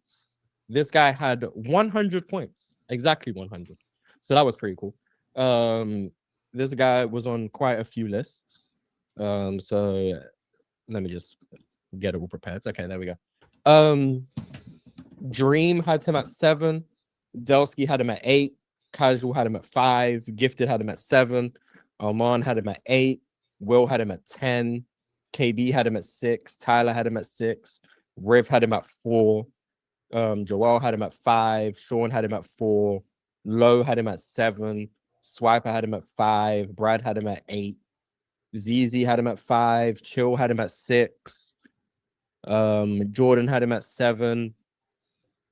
Pirate had him at 8. Damien had him at 6. Myself, John D, and Real Talk had him. Pen, I think you can figure out who this is since you didn't have him. Real Talk had him at 9. John D had him at 7, and I had him at 4. So this obviously is Mr. Two-Time. Steve Nash. Yeah, Steve Nash. He comes in at, what is it, 8th place? Yeah, 8th place for Steve Nash with 100 points. So only one spot higher than you had him, Real Talk. So I don't know why there's an old Lords here. I mean, No, I did right that in to line. you saying you had him at 4. That's what I did. I did there have him too. at 4, yeah. Yes. I mean, I could be surprised. I'm not surprised that you would be like, oh my God, you had him at 4 because I know who you have at 5. Wait, you had him at 4? I did have him at 4. Yeah. Oh, okay. I mean, I'll start since I had him the highest up here. I mean, I think he's one of the best offensive players ever. You do think from that? 05, yeah, from 05 to 07, those are the peak years I went with. Some of the best offensive stretch we've ever seen. I think he's one of the best jump shooters ever, ball handlers ever, passers ever. I think he drives elite offense. I think he's one of the best pick and roll players of all time. I think his offense is translated to the postseason. I mean, you guys have heard my Steve Nash spill over and over again. In fact, the reason I don't have him higher is because he was just so bad defensively that I couldn't justify it. But if it was just an offense only list, I probably would have had him at 2 or 3. But I had him at 4. Ultimately. He was an aggressive scorer, regardless of points per game. And I don't need to harp on all the Dallas series. Like, he put pressure on defenses as a scorer, as a threat to score. And that created opportunities for his teammates. He knew every readout, pick and roll. One of the best isolation scorers in the league. Now, that is like juiced by the fact that he only really isolated when he had a big on him on a switch. So, like, I'm not going to say he's going to go isolate the best perimeter defenders in the league and go get buckets consistently. But he did beat switching defenses in that way. Could feed his bigs down low, could find cutters consistently, kick out for shooters. Now I do think he benefited from like the infrastructure around him, which can be a point against him in comparison to like some of the other offensive engines. But it wasn't enough for me to have him. Like, the lowest I considered him, I think, was 8. That was the lowest I could have gone. Which means I would have had him above Penny and Russ, like, no matter what, pretty much. But I could consider him as low as 8 because of like the defensive stuff. If I do think like the system was like heavily bolstering him to that type of degree, and I do think the defense was that damaging, I could have had him at 8, but ultimately 4 was where I settled with. Now you guys can speak on Steve Nash if you want. I mean, I agree with the majority of I agree with all the offensive stuff.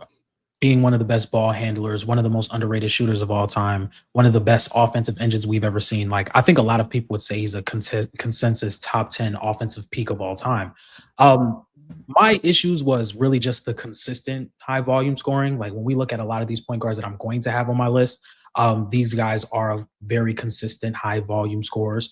When we look at, obviously we know who's going to be on the list, but and then you look at the defensive side of the ball where there's also a lot of players on my list that are much better defenders. But I put him as high as 5. Like, I flirted with him as high as 5, but as far as like my top 4, I didn't really see him getting into that range. But you laid it out perfectly. His offense is always translated to the postseason. The Suns never lost because of their offense. It was always because of the defense, and that's always made me question, like, could he be able to raise these defensively slanted rosters to the way he was able to raise more offensively slanted rosters? But we really didn't get an opportunity to see that, and I think that's why the Suns never really made it to a championship level team, because it was never their offense. It was more so the defense why they couldn't get there. Turnstile. One of the worst Correct. point guard defenders. Totally inept. In so many regards. Not physical, not assertive defensively. Not switchable. Immediate mismatch on every cross match. Not enough strength being provided there. And I think the offense is highly overrated. But the influence is obvious, right? Like playoffs, regular season, there's almost always a net swing offensively of like plus 10. And so people will clamor onto that plus 10. Could he have been a higher volume scorer at times? I mean, we're going to dock Jason Kidd, or, you know, you're going to dock John Stockton for not taking more shots. I think you need to dock him for not taking more shots. If he had been the type of, you know, high volume scorer that Steph Curry is, okay, cool. Maybe we can talk about it. 27 points per game, you know, but that's not really his influence. He has a lot of qualities that I really like about Isaiah Thomas, like the ball skills, the handle on the string, the ability to get anywhere he wants on the court. He merges together a lot of what I've liked about players who've already been discussed. You know, influence on transition, efficiency, selflessness, etc., ability to lead. But because he bled so much value defensively, I just could not have him top 10. And I think those two MVPs, if I haven't mentioned it 45,000 times, are fugazi as hell. Yeah, I mean, if I were to swing a direction, pause, I'm more so leaning towards Penn side of the argument than the Mars side. I think that Steve Nash does tend to get grossly overrated as an offensive force. Like, I do think he's one of the greatest offensive players of all time, but when I say that, I mean more so like probably one of the 10 to 12, 13 best offensive players than one of the 5 best. I don't think he kind of hits that threshold. I'm sitting here looking at it, and, you know, not to invoke, you know, his name too much, John D, but, you know, I'm bringing this name up because I know you're going to be here with me.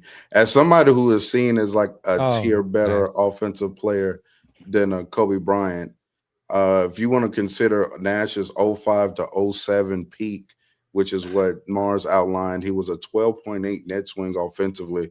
And Kobe's offensive peak from 06 to 10 in the regular season, Kobe was an 11-point swing. And if you take into the playoffs, take into account the playoffs, Nash in his playoff run at his peak was actually an 8-point swing offensively, whereas Kobe maintained at a plus 10.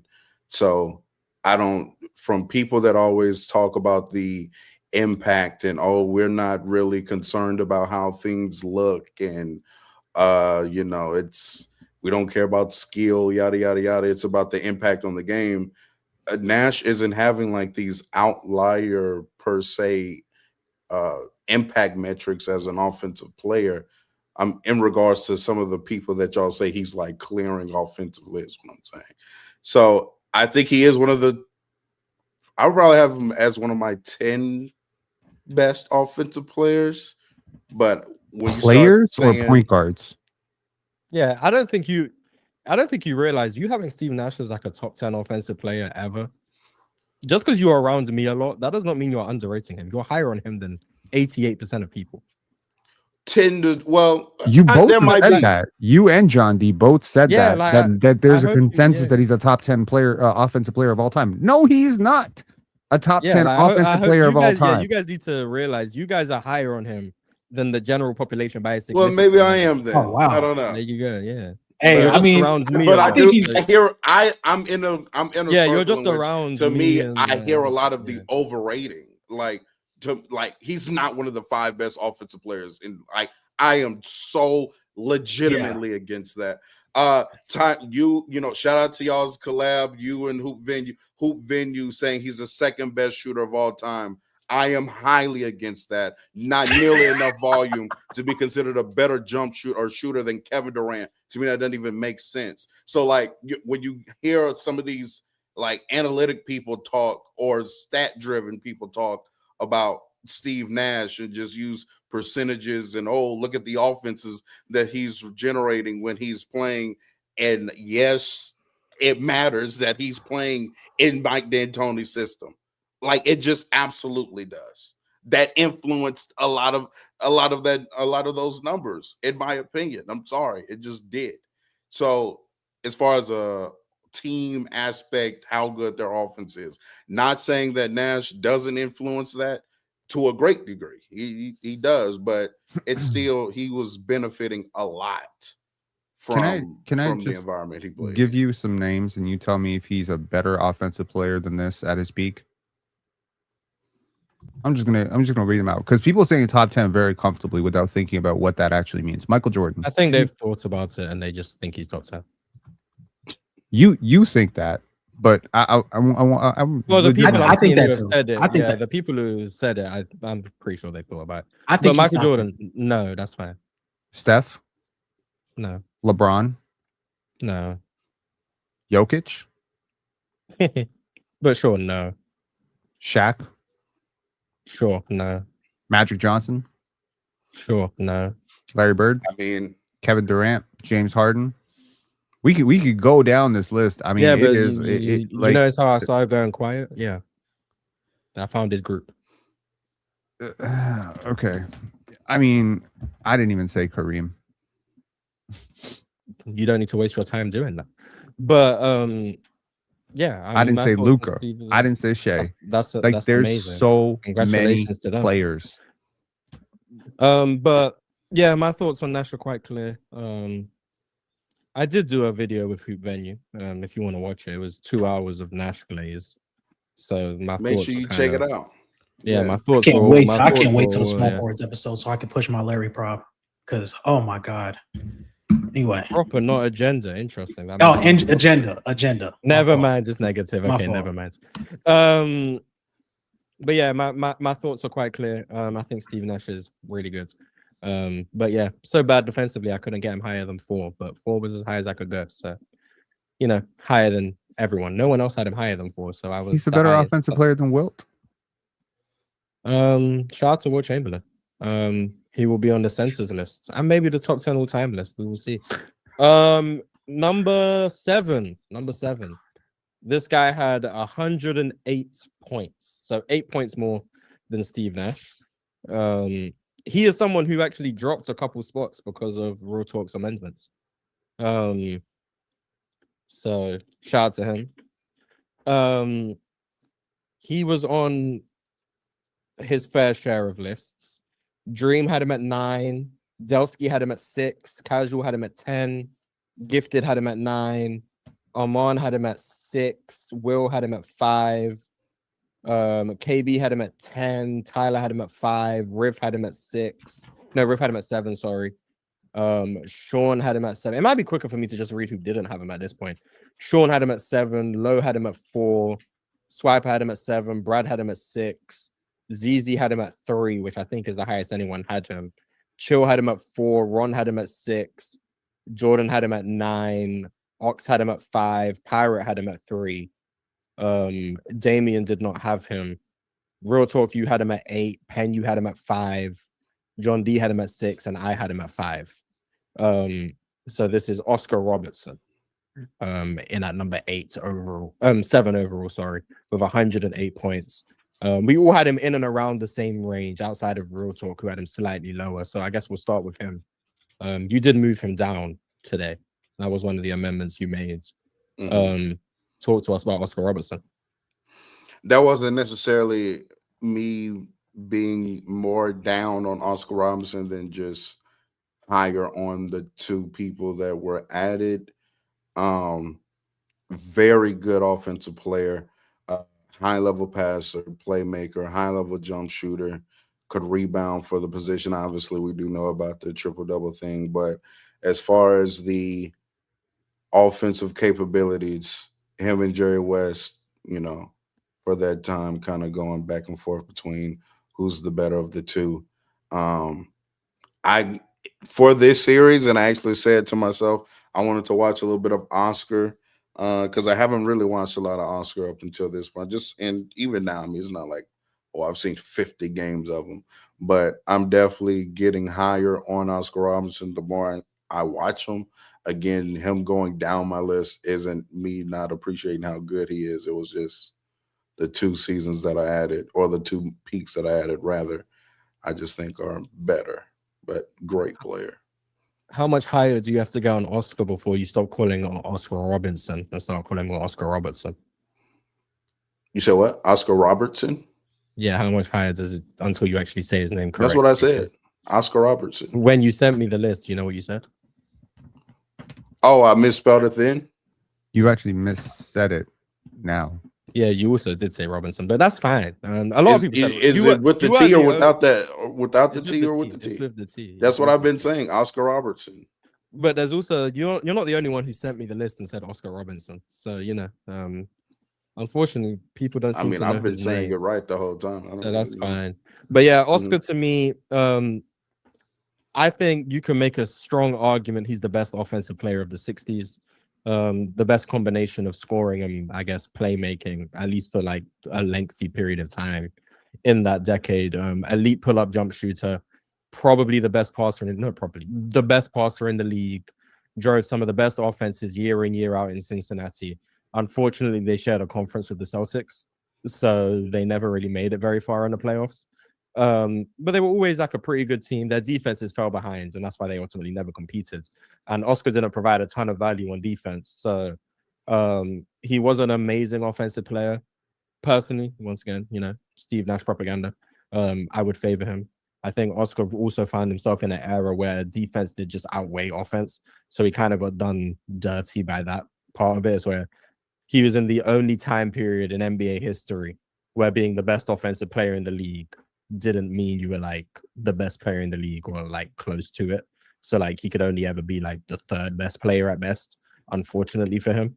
But he drove about as much value as one could drive offensively. And had really like no holes on that side of the ball. Could score consistently from everywhere. High level ball handler for the time, left and right. Could get to the rim, finish, really good athlete for the time. The years I went with was 64 to 66. That's the years most people went with, 64 to 66, 64 to 67. Some people had 68 in there, but for the most part, mid 60s basically are the years most people went with. Yeah, I don't really have a bad word to say about Oscar. Penn, was there anything you wanted to say? Just very diverse. I think diversity is the name of the game with him. Left hand, right hand, left hook, right hook. He can score off the left block, right block. In a weird way, he's like the Kobe Bryant of point guards for me. Not because style, aesthetic, whatever, but in terms of that is a guy that you don't know where you're supposed to put him in order to stop him, right? And I think he influenced transition very well, pace, tempo, real point guard, which is rare for guys who are 6'5" and above. Like, for them to have a pure knack for that position, he really understood that position very well.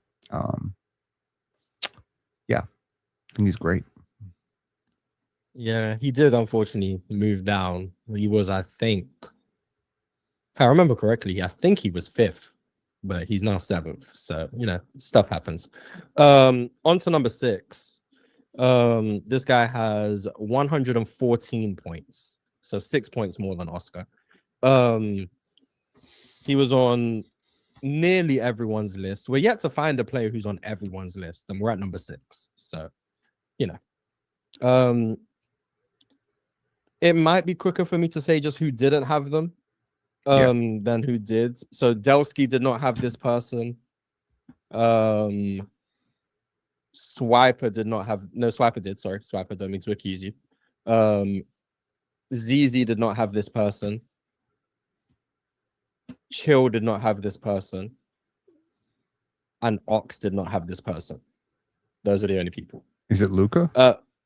It is indeed Luka Doncic. He came in at 6th place. The people up here, I had him 8th. John D had him 8th. Penn had him 8th. Raw Talk, you had him 3. So He also has his jersey. yeah. So Yeah. We'll start with you. Come on. Yeah. we'll start with We you. are referring to peaks, and it can be singular season. 24 Luka Doncic, one of the most incredible basketball players I've ever seen in my entire life. No answer for him in pick and roll.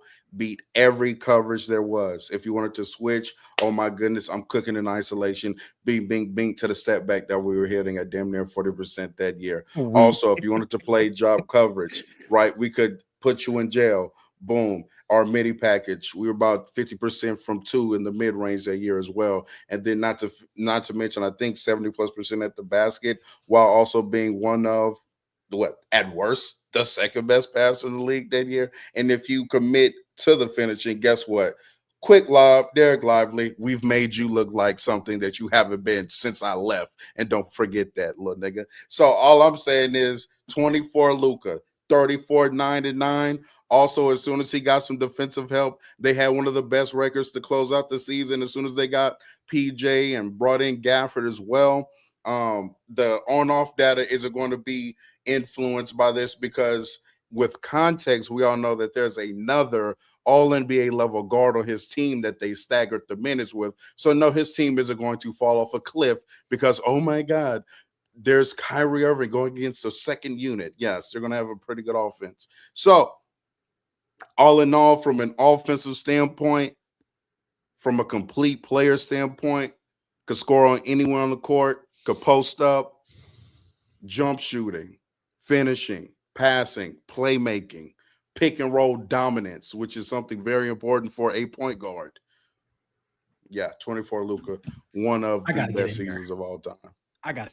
Sounds like Oscar Robertson. I have 22-23, 23-24, and 25-26. Mind you, this past season, Luka Doncic led the league in 3-point attempts and free throw attempts.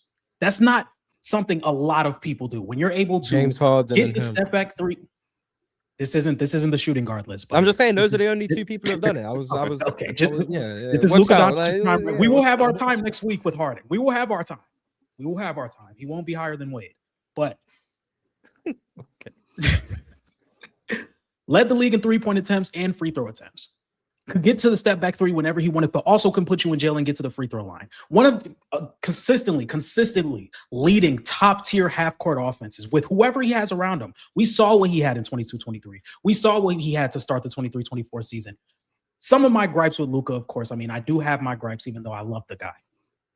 Doesn't push the ball in transition as much. I would love to see him push the ball in transition more because Dallas and the Lakers aren't known for having top-tier transition offenses when Luka is at the helm. I can understand that. But when you have a player like Luka Doncic that can stuff a stat sheet to where he's getting 60, 20, and 10, where he's having these 60-point blow-up games, where he's having 45 and 13 assists, being a top 3 passer in the game and a top 5 scorer in basketball, being somebody that can go off for 9 threes in a game, off the dribble alone, or in pick and roll, or in isolation, being the best pick and roll creator in basketball right now, being a top 3 isolation scorer in basketball right now, being a top 5 low end estimate passer in the league right now. I can say top 3. This is the offensive peak like we've never seen before. And on top of that, being 6'8", being able to play in the post, being able to have such great touch around the rim, such great touch in the mid range.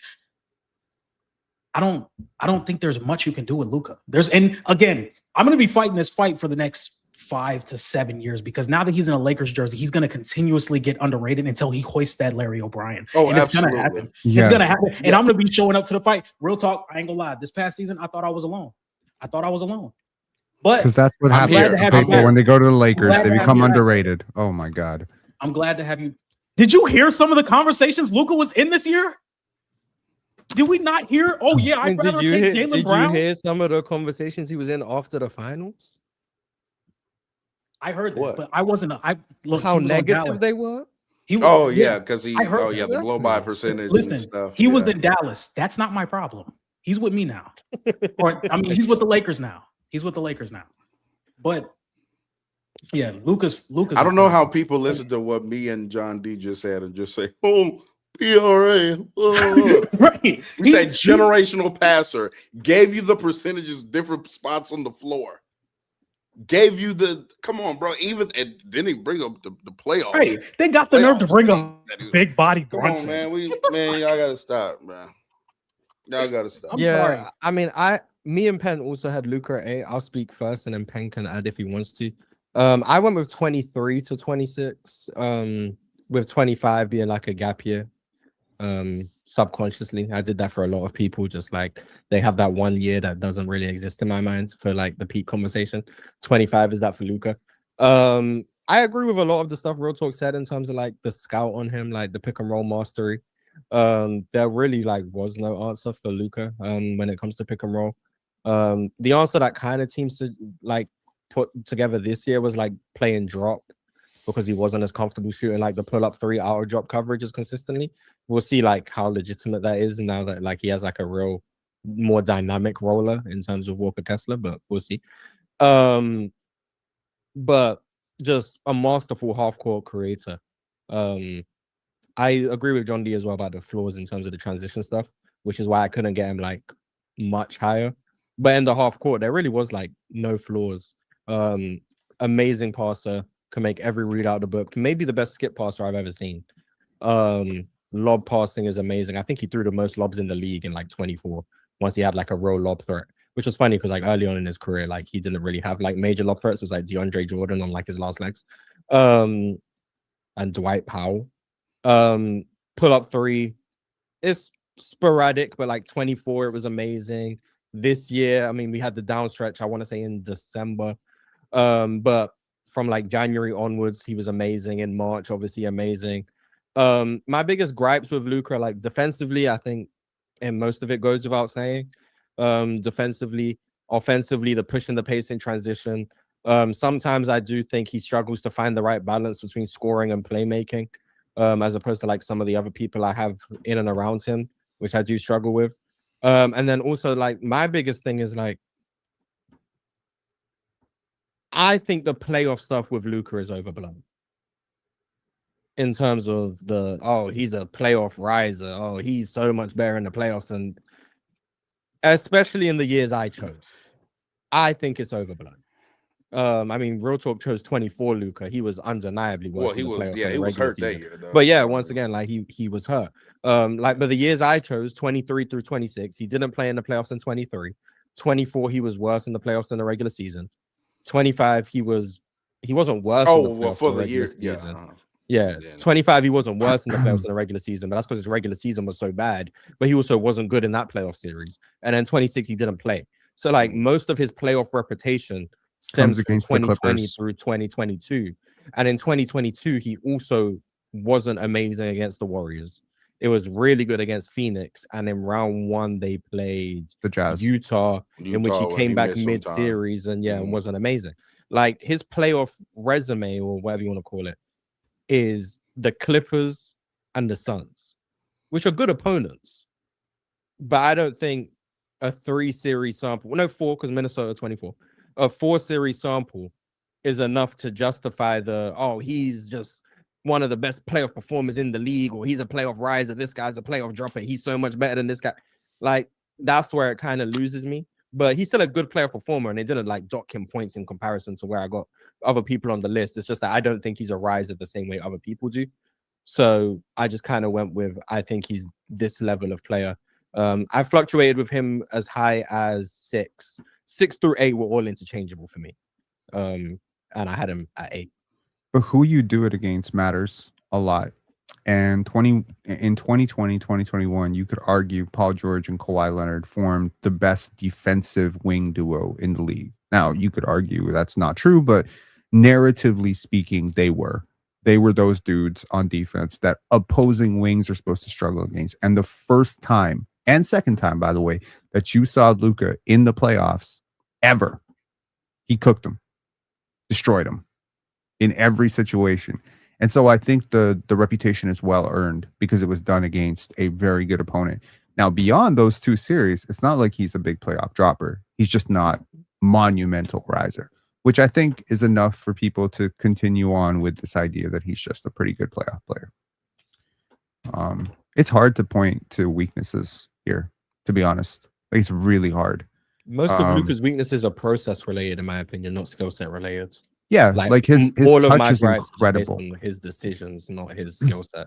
Absolutely. Like the physicality. First of all, like I'm a big believer, as again, like as someone who's had to defend some pretty big point guards, that there's a physical wear and tear that very exceptionally physical players put on you, right? Like to Russell Westbrook, right? That's a player that wears on you. Like his speed, his motor, etc. over the course of a long game, a long series, double overtime, that's going to wear you down. Luka he wears on you.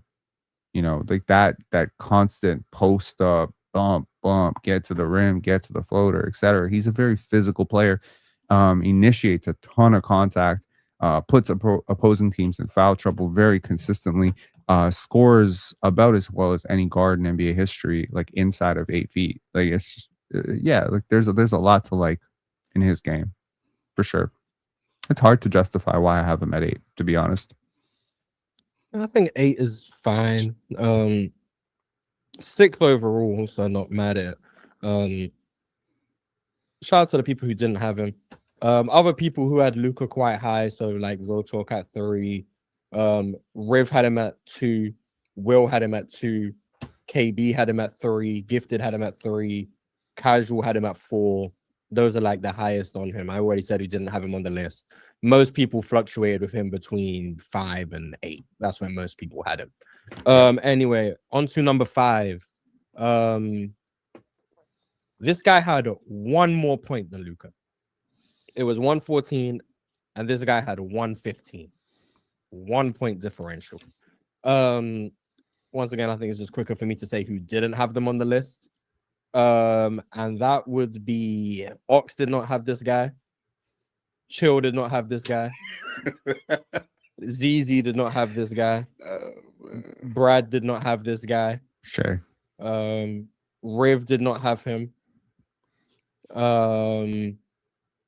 And that is Andelsky did not have him. Shay. Yeah, you are correct. This is Shay. Shay is at number 5.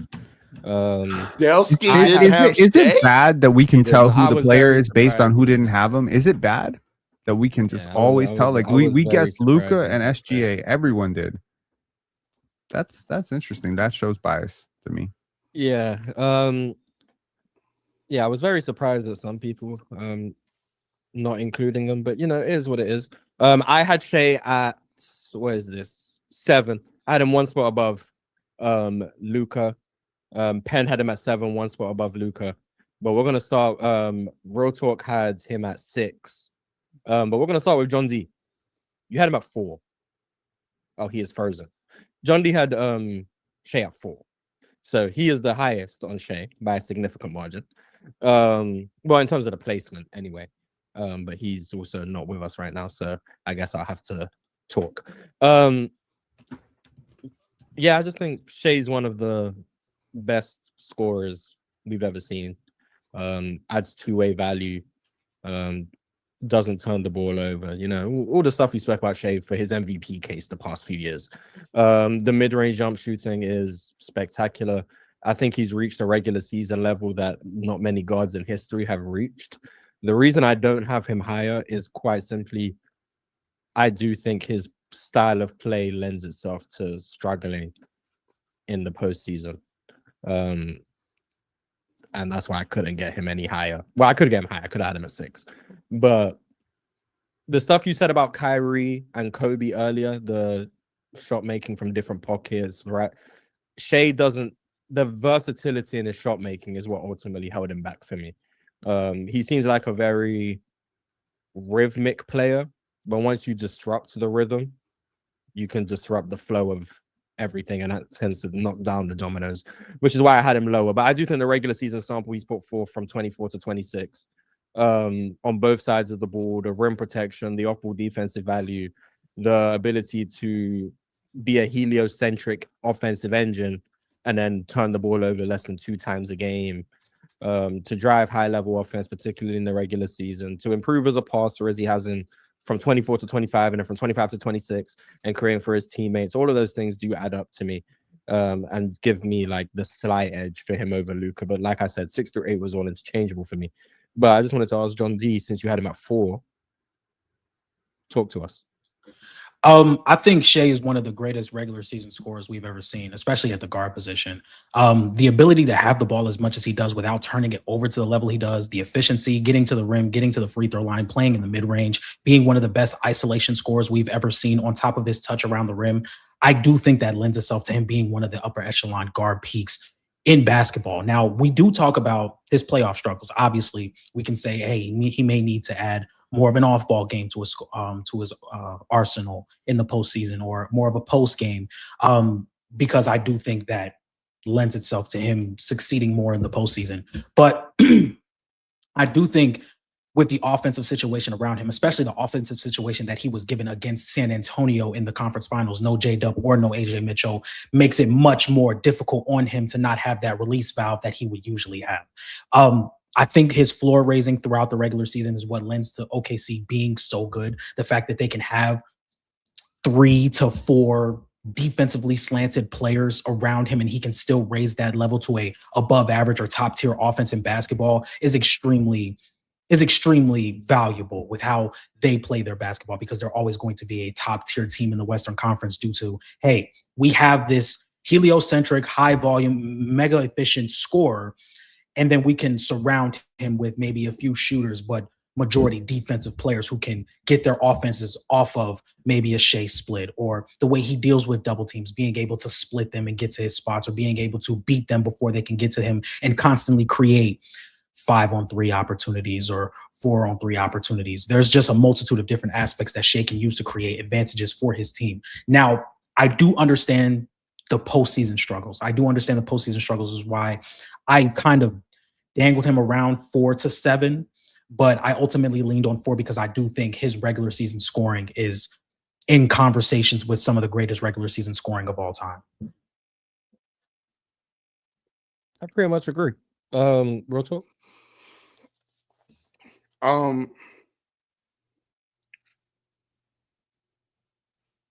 The conclusion that I ended up coming to is just like, as great as I think his last 2 regular seasons are, which is like propelling him up my list some, I still don't think they're a better regular season than 24 Luka. That was just like the first real conclusion I just kind of came to my, like, I appreciate the scoring volume and efficiency, but when I think of the gap in passing ability, and when I think that those 2 players kind of have the ball that much and are the lead guard for their teams, I do think that's more important than I think we give credit for. But the scoring is off the charts. I mean, just to basically repeat what everybody has said about him, he's one of the greatest regular season scorers of all time. He's able to get to his spot consistently. The handle is all time great. That's something that, I don't think anybody has brought up yet, but all time great handle. The ability to consistently get into his rhythmic shot, as Mars alluded to. Like, yes, you would like some versatility, but the ability to do what you want to do and get to what you want to get to over and over and over again repeatedly, very impressive. Really good free throw shooter as well, like up around 88-89% usually from the line, so you can't really foul him.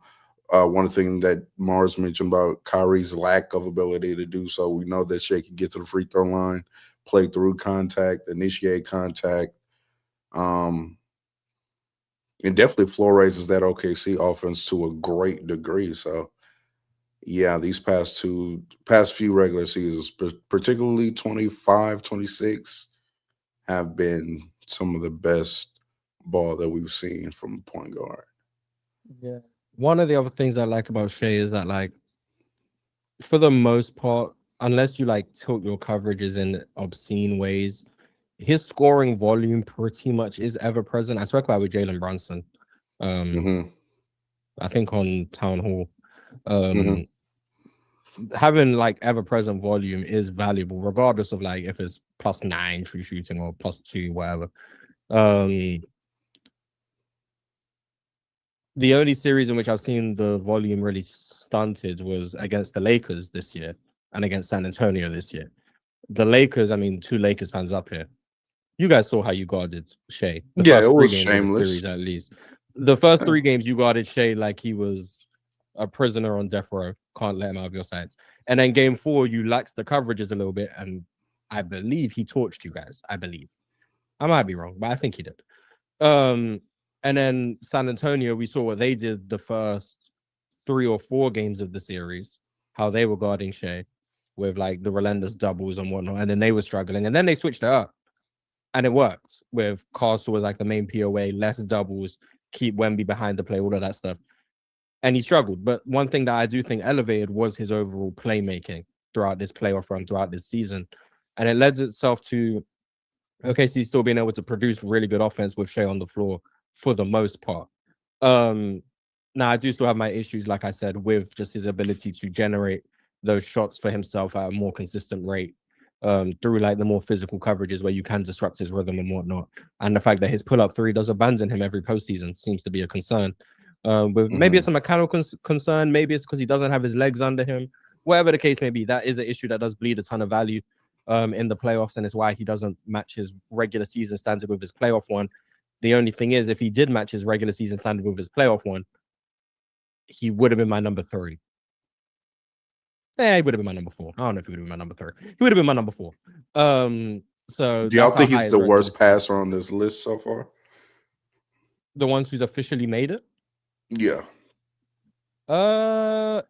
Yeah, easily. Mhm. Not even close.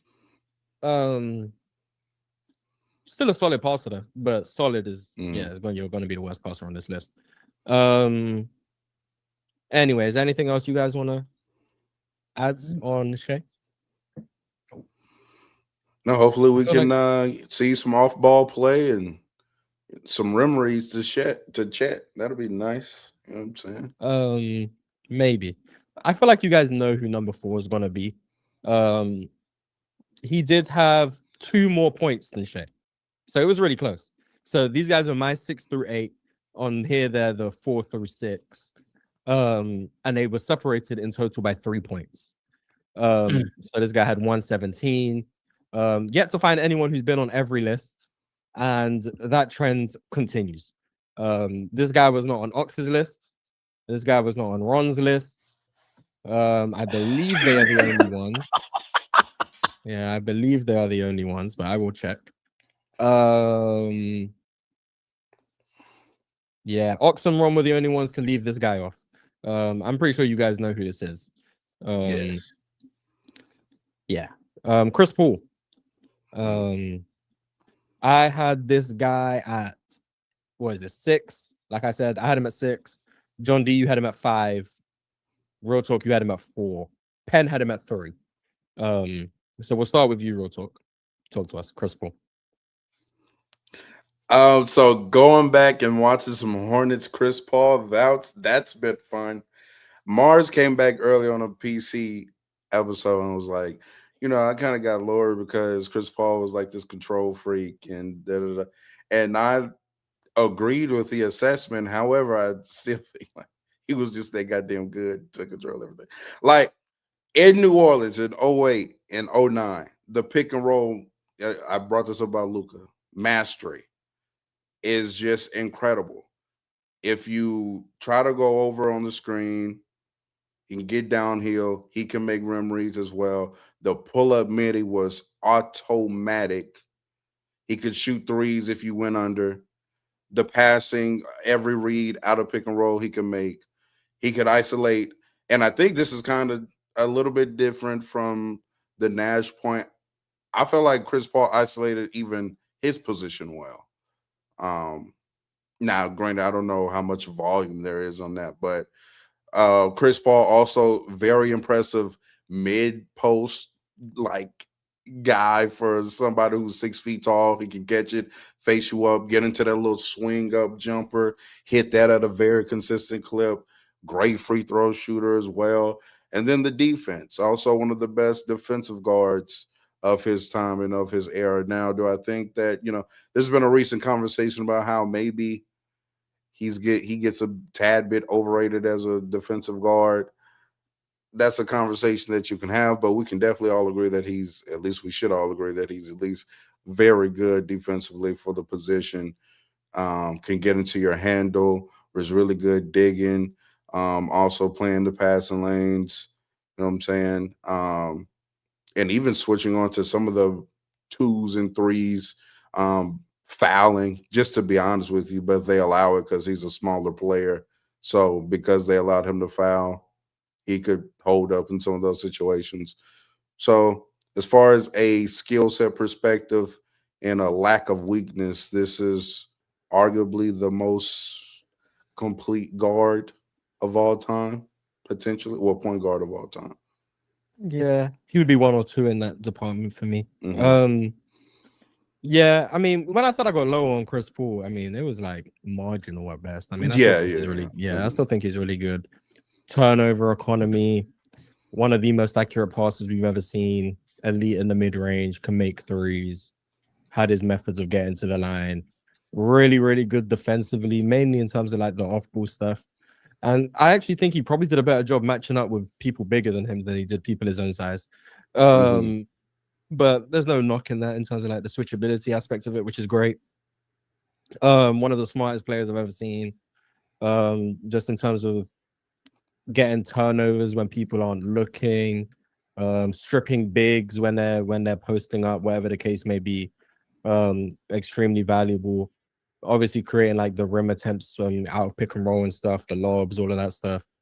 The toughest thing for me with Chris Paul was deciding when he actually peaked. Was it in New Orleans? Was it in LA? Was I just gonna go all the way through? But then I was like, well, he tore his meniscus and he wasn't great after that. But then, like, once he gets to like 2014, he hits another level. I settled on 2014 through 16. Those are the years I settled on. But like, I'm never gonna look at someone sideways for including Hornets Chris Paul in that, because the speeds and downhill rim pressure was very different at that point.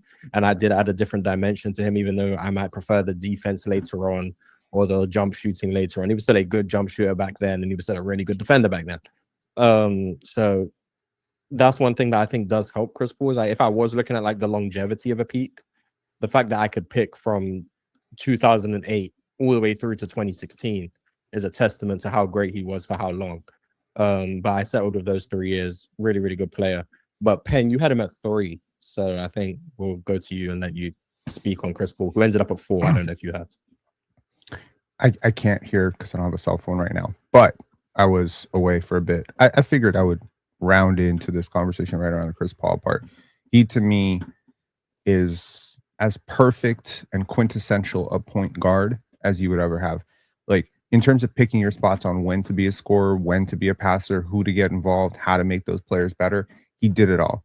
Like, he really did it all, and he did it for a very, very long period of time.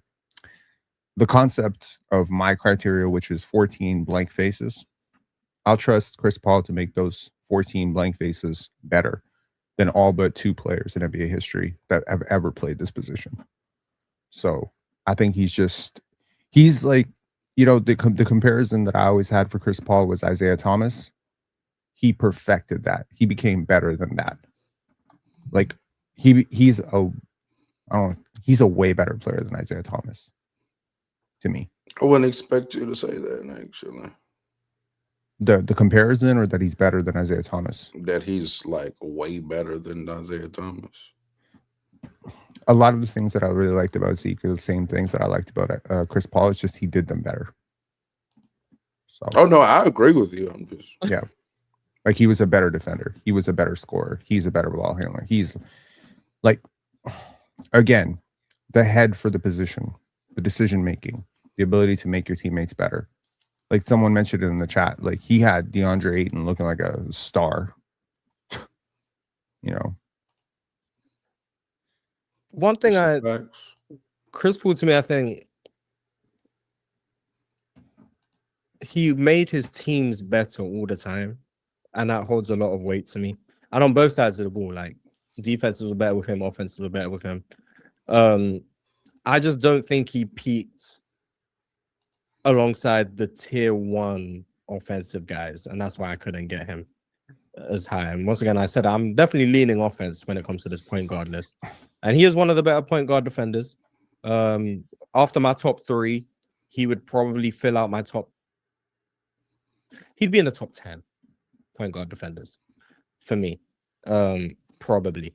But just ultimately, when you're in like a different tier offensively than other people, as a point guard, it's probably going to be hard to make up that gap with defense. I'm not saying it's impossible, but it's probably going to be hard. And that's ultimately why I had him at 6, but I have no issue with him ending up at 4 overall. I think. Why are you like valid. lower on him offensively? I mean, I was watching the Clippers years, and I think part of it was like Blake Griffin was more independent of Chris Paul than I think people seem to acknowledge. Like, he wasn't as Chris Paul dependent. I think a lot of his on-off stuff is skewed by the fact that Doc Rivers just didn't stagger a whole lot in LA. So like when Blake went out, Chris Paul went out with him.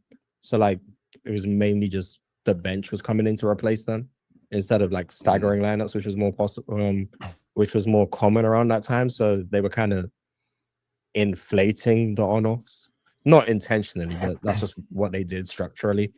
And like when I look at him compared to like some of the other guys who are like the offensive end, like his teammates' efficiency, especially like his best teammates, didn't like Blake Griffin's efficiency was the exact same with and without Chris Paul.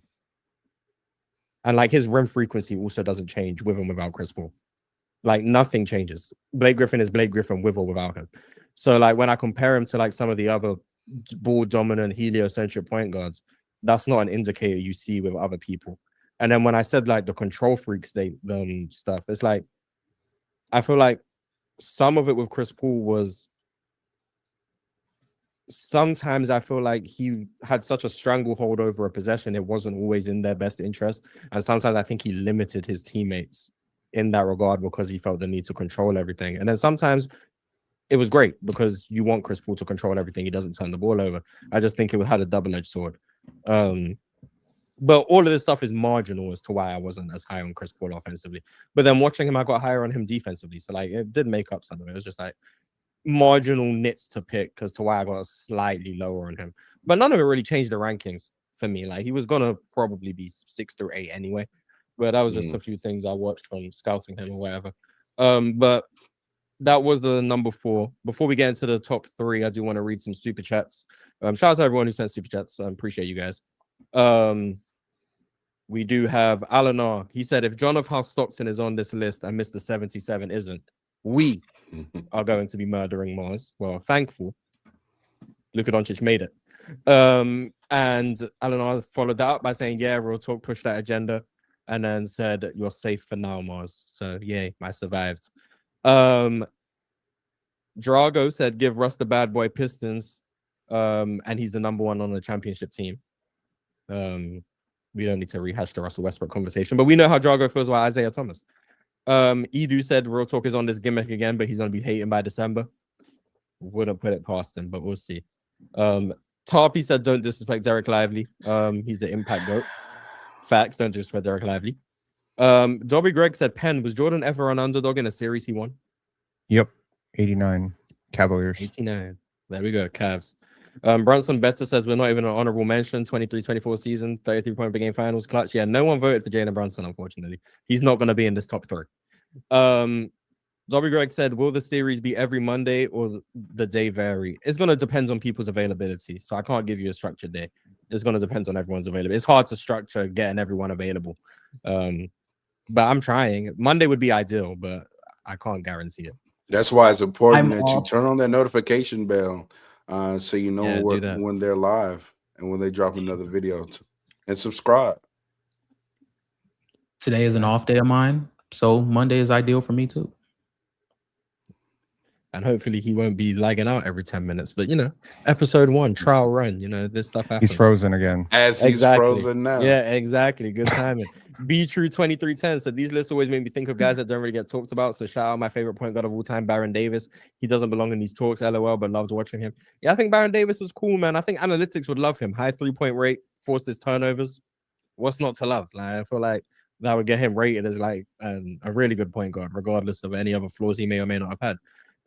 Brunson Better said from 11th seed and won as a chip in 4 years, but relative true shooting. Is he talking about Brunson or Shea? He's talking about Brunson. Oh, okay. Nice. Brunson Better said people can play with goats, but Cat and OG is too much help. And then Dobby Greg said next year is going to be top 10 seasons at each position. We'll see what next year is. Don't think too much. And then ZBY said, so glad we can finally get to the bottom of Luka's fake playoffs in his peak. However, 5 people not having Shea or Luka is actually criminal behavior. I mean, that's what happens when you have a list through 25 people, and not everyone's going to make every list. I mean, we're at number 3, and we still haven't found a player who is on every single list. But similar to these 3 should be on. Okay, we'll see. Similar to Wait, Chris Paul wasn't on everyone's list? No. Right. He was not on Oxoron. Oxoron. Okay. Yeah, similar to from 10 to 9, we had 32 points to 91. From 4 to 3, we went from 117 to 154. So this was a pretty definitive top 3. With that being said, number 3 was not on everyone's list. What the fuck? Yeah, number Someone 3 had was Jerry West not on their list. That's crazy. Oh, does he know? He does not know. Okay. Jerry West was number 5. I fucked up. Okay, never mind. No. Shea was number 5. I'm gonna just read out where everyone had this guy. Dream had him 3. Delsky had him 4. Gifted had him 2. Armand had him 3. Casual had him 3. Will had him 6. KB had him 5. Tyler had him 3. Riv had him 8. Joel didn't have him. Sean had him 9. Lowe had him 3. Swiper had him 3. Brad didn't have him. ZZ had him 4. Chill had him 3. Ron had him 3. Jordan didn't have him. Ox had him 3. Pirate had him 9. Damien had him 3. Penn had him 4. Me and John D had him 3. And Real Talk, you had him at number 1. So we're gonna start with you. Talk to us about Jerry West. Y'all know I've come to this conclusion here within the last 18, 24 months. Jerry West is the best point guard of all time, in my opinion. And so I also think he had the greatest peak of all time, in my opinion, as well. Outside of Michael Jordan, you could argue is the most playoff translating guard ever. Can add in Kobe if you would like. In the 65 season, rather, this is a player who in the playoffs on a per 36 minute standpoint, he averaged 34 points per 36 in the playoffs on very good efficiency. Also, mind you, the season before that, he led the league in playoff efficiency that year as well. So again, as far as a playoff translating from a guard outside of Michael Jordan, probably has the best. Also is one of the better guard defenders of all time. Very advanced in his jump shooting as well for his time. I just think this is the best point guard ever. Scoring efficiently, volume, passing there, good defensive player, great jump shooter, great playoff player. What is there not to love? Him being 1. First of all, it was a good real talk. You know what I'm saying? It was a good for you. I mean, we know you. You know me. You know what I'm saying? We're going to get to who we're going to get to later. But bro, 1 is crazy. I'm not gonna lie. Where did I have Jerry? Let me pull up Jerry on my list. I think I had Jerry 5, I believe. 5 is ridiculous. Yeah, I had him 5. I ain't gonna lie. Yeah, ridiculous. The thing is, for me, it's just like I vibes the list to be fair for 1. But I think in terms of Jerry, what you said is very true. I think an elite scorer, playoff efficiency was there. Absolutely. I do think one of his peaks, he's one of the few players where I actually gone back and watched a lot of film for. And I'm just very impressed with how skillful he was for his era. Like, he's one of the few players, again, I think it's just like when you translate to modern NBA, it would take him far less time in comparison to the other players, for example, right? So I think Jerry West is an absolutely amazing player. Now, I don't want to waste time going back and forth of who you think is number 1, because at the same time, I'm here to praise a player at the end of the day. So that if you think he's 1, you think he's 1. I think that's kind of crazy. But I think Jerry West's resume speaks for itself. I think his peak speaks for itself. He's one of the best players I've ever seen. And I'm glad I was able to watch at least like 20% of what he did in his career. So I think he's an amazing player, yeah. But 1 is Also, I'd like to make a correction. So in 65, in the playoff run where he averaged 34 points per 36, he did not lead the league in playoff true shooting. It was 57.2.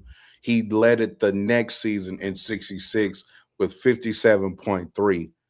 So damn near identical.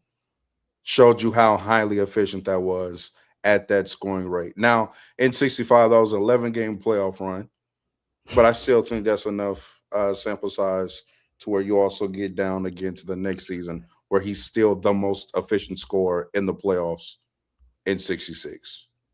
Because 11 games is a finals run. So, Yeah. it's just, different era, so less games to be played.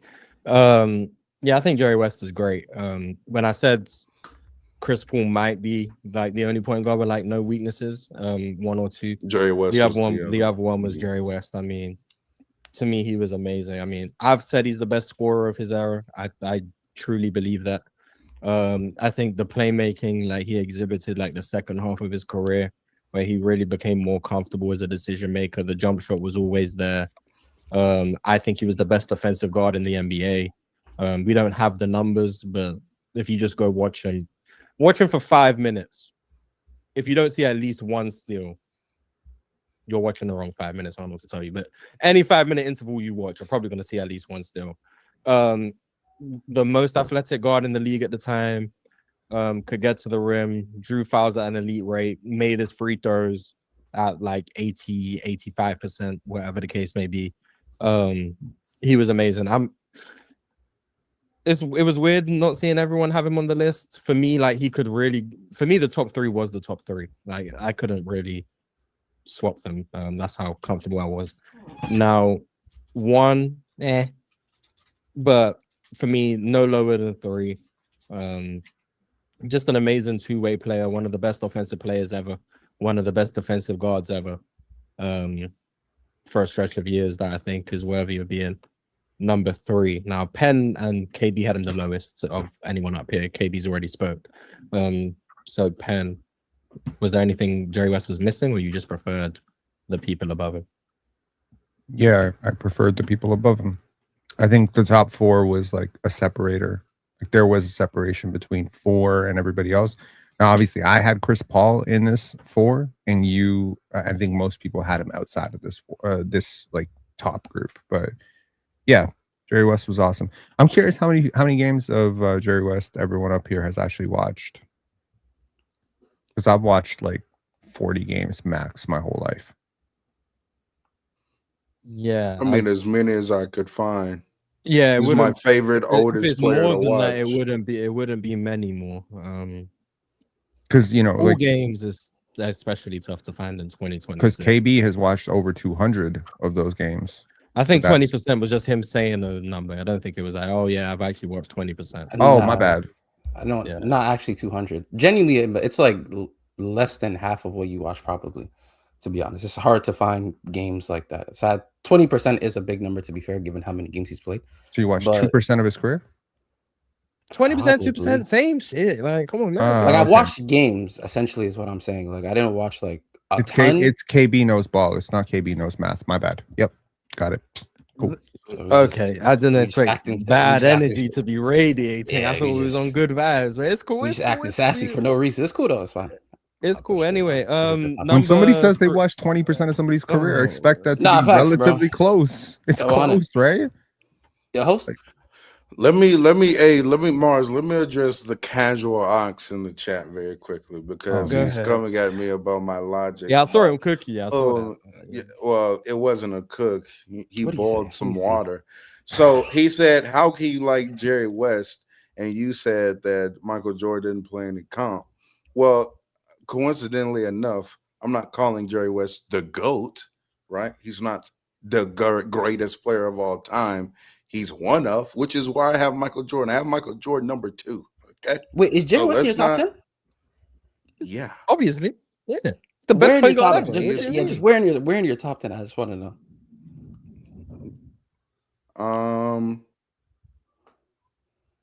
10th.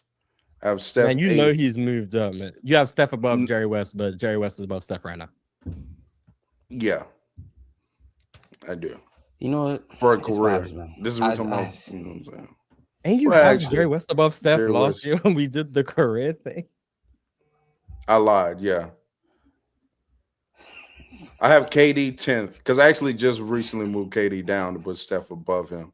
So I have to think in real time. KD 10, Steph 9, West 8 would be There we my go, order okay. right now. West at 8. Okay. Anyway, that was Jerry West at 354 points. This is all out of 250. 250 was the maximum points. On to number 2. Obviously, I think you guys knew who the number 2 and number 1 was going to be beforehand. It was just about who comes first, who comes second. Surprisingly, number 2 wasn't on everyone's list. So What the fuck? Wait, what? don't shoot the messenger. I'm just, you know what I'm saying? Don't shoot the messenger. I'm lying. Number 2 and number 1 were on everyone's list. Oh, okay. What I say? Number 2 had 220 points. Dream had him at 2. Delsky had him at 2. Casual had him at 1. Arman had him at 1. Will had him at 4. Tyler had him at 2. Riv had him at 3. Joel had him at 2. Sean had him at 2. Swiper had him at 2. Brad had him at 2. ZZ had him at 2. Ron had him at 4. Jordan had him at 3. Pirate had him at 1. Damien had him at 2. Is that everyone who was up here? Yeah, that was everyone who wasn't up here. So who do you guys think was number 2? What I have Based on him, what I have him at? I haven't said it yet. Based on everything I've just said, who do you think is number 2? I'm praying it's Magic. I'm praying it's Magic. Interesting. Okay. Wait, where did Chill have him? I didn't say chill for a reason. I'm strategic. Yeah, I know what I'm doing.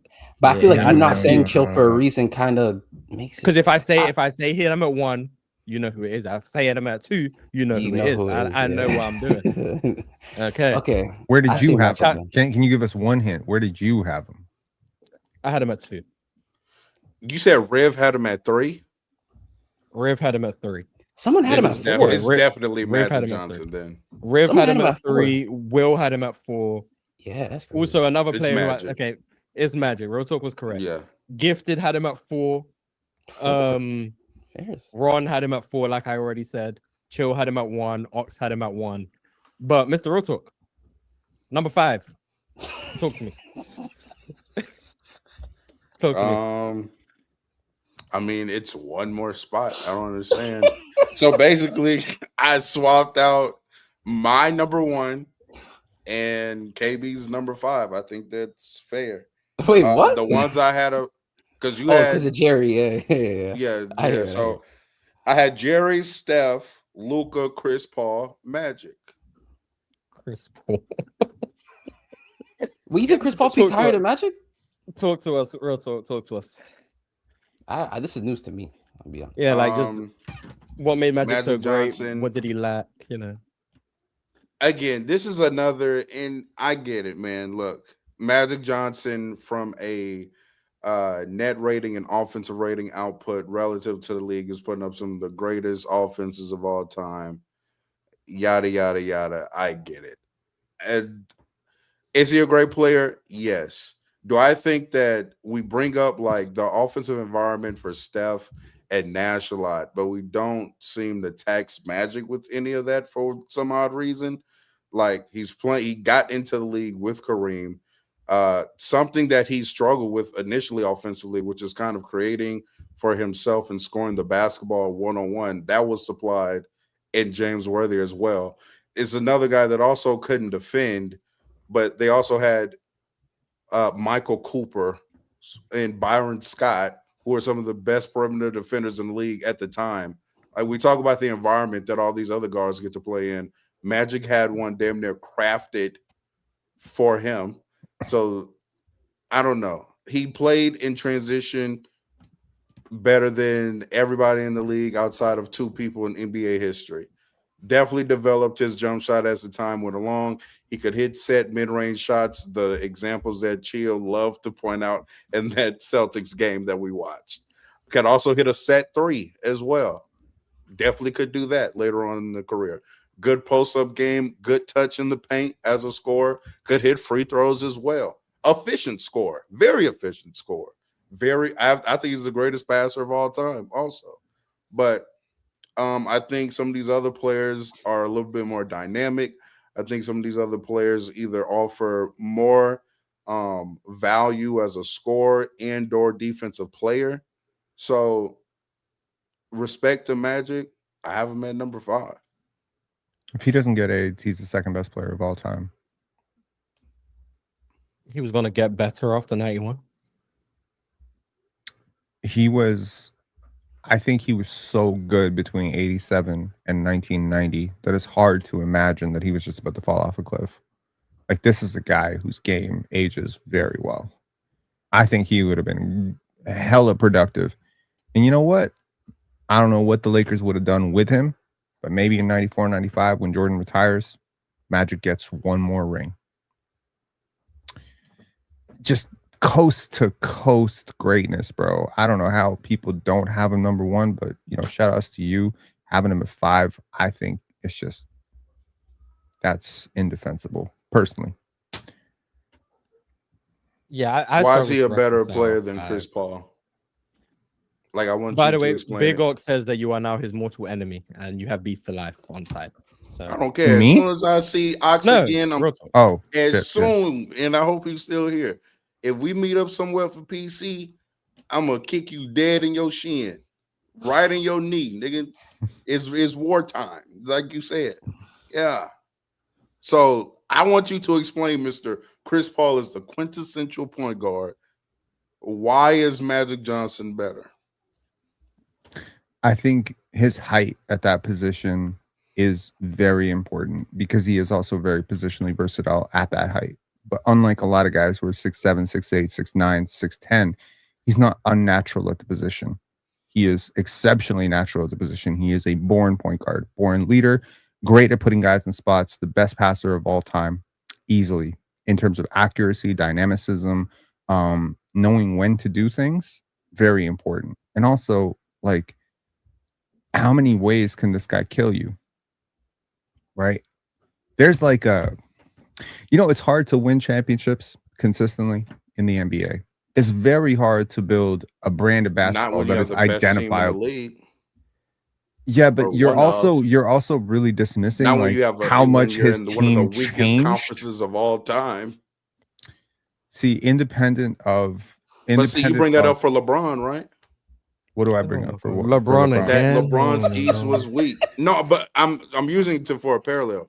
You bring up that LeBron's East was weak. The West was weak at the time, and he had one of, if not the best, the second best team in the league. Yeah, I mean, it is pretty crazy that they had 3 first overall picks on the same team between him, James Worthy and Kareem Abdul-Jabbar. But I think it's there you go. There's another one. I just think it's pretty insane how much the team context molded around him, changed, shifted, got worse, got better, and he still found a way to be productive and win, which I think is very important.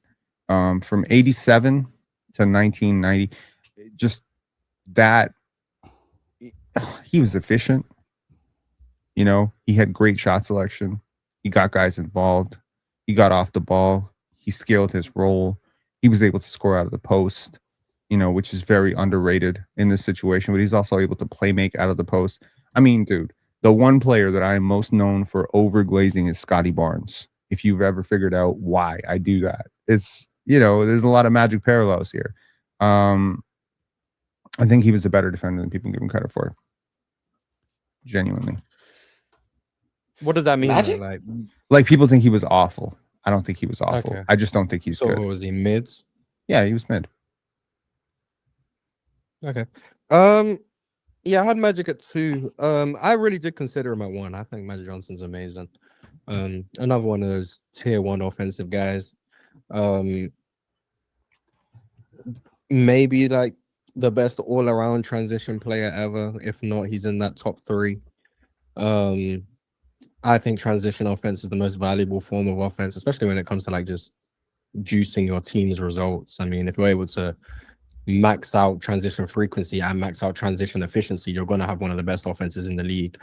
And Magic Johnson by himself was like a #1 transition offense, which I think added a ton of value. I do think he's the best passer ever by a significant enough margin to where that does hold a ton of weight. The audacity, the creativity, finding guys under the rim in a time where everyone is trying to get under the rim and there's no space under the rim. He's firing the ball through gaps that I didn't even know existed. I think that's extremely valuable. I do think the mismatch attacking as a scorer with the post-up stuff, the baby hooks, the floaters was extremely valuable. The fact that he was doing that while being like an 85, 90% free throw shooter and he was drawing fouls at a high rate was valuable. I think he was always around like +7 relative true shooting, whatever the case may be. Good volume as a scorer. Now, I do think he left some to be desired as like an overall half-court creator. Like, you're not going to ask him to get the ball at the top of the key and go get a bucket for real. But their offense very rarely called for that. In part because of the talent on their roster. James Worthy was a better isolation scorer. Kareem was still a better isolation scorer. But in part because Magic was so good at creating the best offense available in any given possession, it very rarely called for Magic Johnson ISOs. But when it did, he could still score.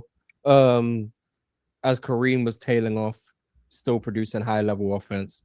I also think like the Kareem he had in his peak just wasn't really worth saying much. Like, might as well just be called Vinny Jones. Like, I don't know, like if he was Vinny Jones, it's not like, oh, super team, but his name is still Kareem, so you know, it is what it is.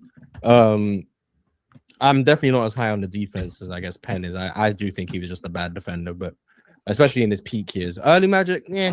Peak Magic, yeah, I think he was just a bad defender. But offensively, he was so good. I did consider him at 1. The reason I favored Steph, spoiler alert, Steph is #1. Just I think there's a bit more malleability with how you can use Steph, whether that be on the ball or off the ball. Magic was a bit more rigid in terms of you want the ball in Magic's hands. He's such a good decision maker. You're not maximizing him or the roster if you take the ball out of his hands. Whereas Steph, I think, can work both ways. I did value that slightly more, just in terms of the fit with other people theoretically. So that was the nit I picked with Magic Johnson, but ultimately it can go either way for me. They were the top 2. Yeah, that's really it on Magic Johnson for me. I mean, I've come to the same conclusions, or as far as the evaluation of him as a player. You just don't value the transition I stuff just like I don't. do. Yeah, that's it. Yeah, and I just think that as valuable as trying to get out in transition is, majority of basketball is played in a half court setting. It just is. So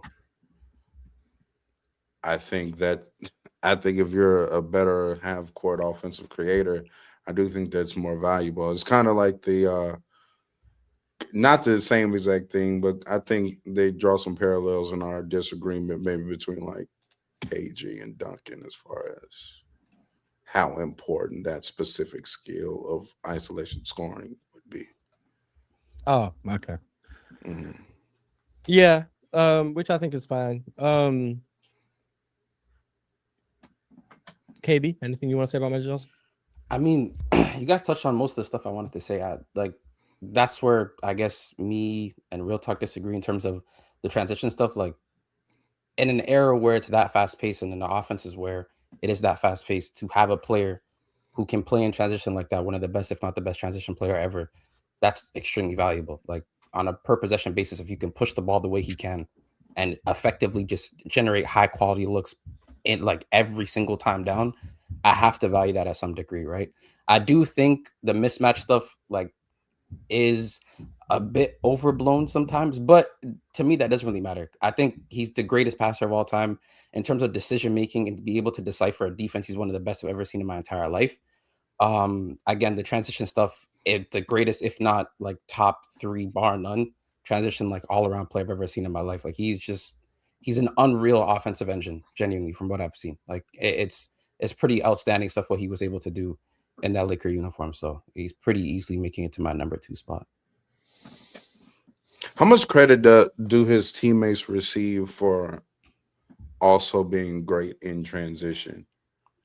Like, because I feel like it gets all like contributed to solely Magic Johnson, but the fact that like even now maybe this is not peak during his peak, but like an early Kareem could get up and down the floor, not so much again as we're talking about. Even early Kareem wasn't really running like that, but I mean, Michael Cooper, Byron Scott could get up and down. James Worthy could get up and down the court and ran with him consistently. Like, to me, again, and this is where me and you have kind of had like disagreements on transition and pace. To me, that is a team philosophy.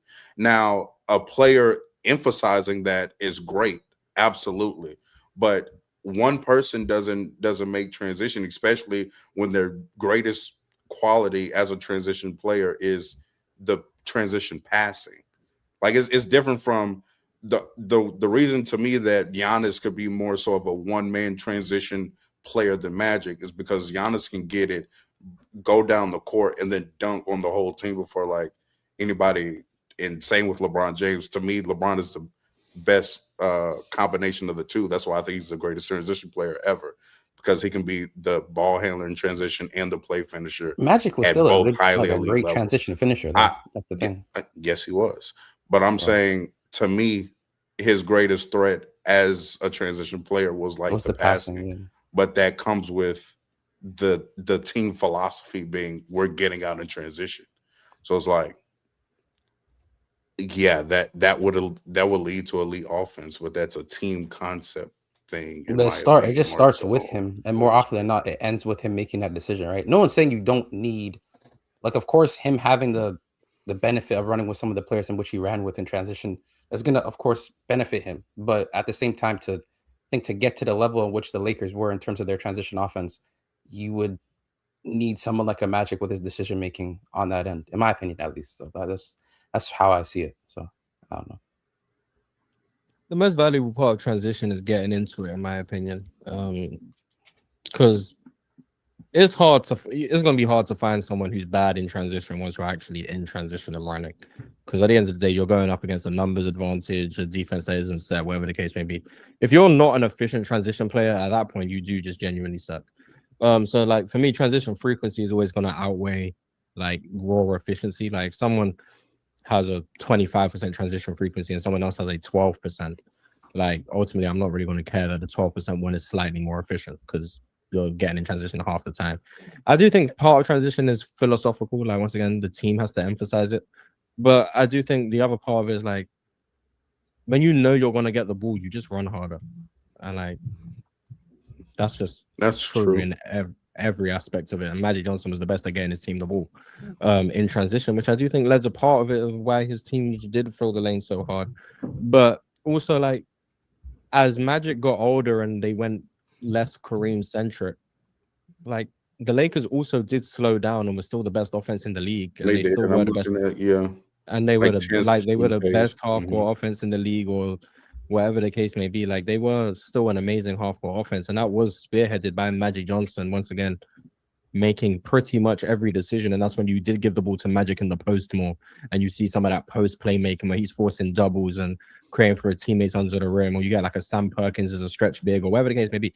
Like, they're doing all of these things, and it's always with Magic at the center of it. He wasn't as transition dependent as sometimes I think you try to imply.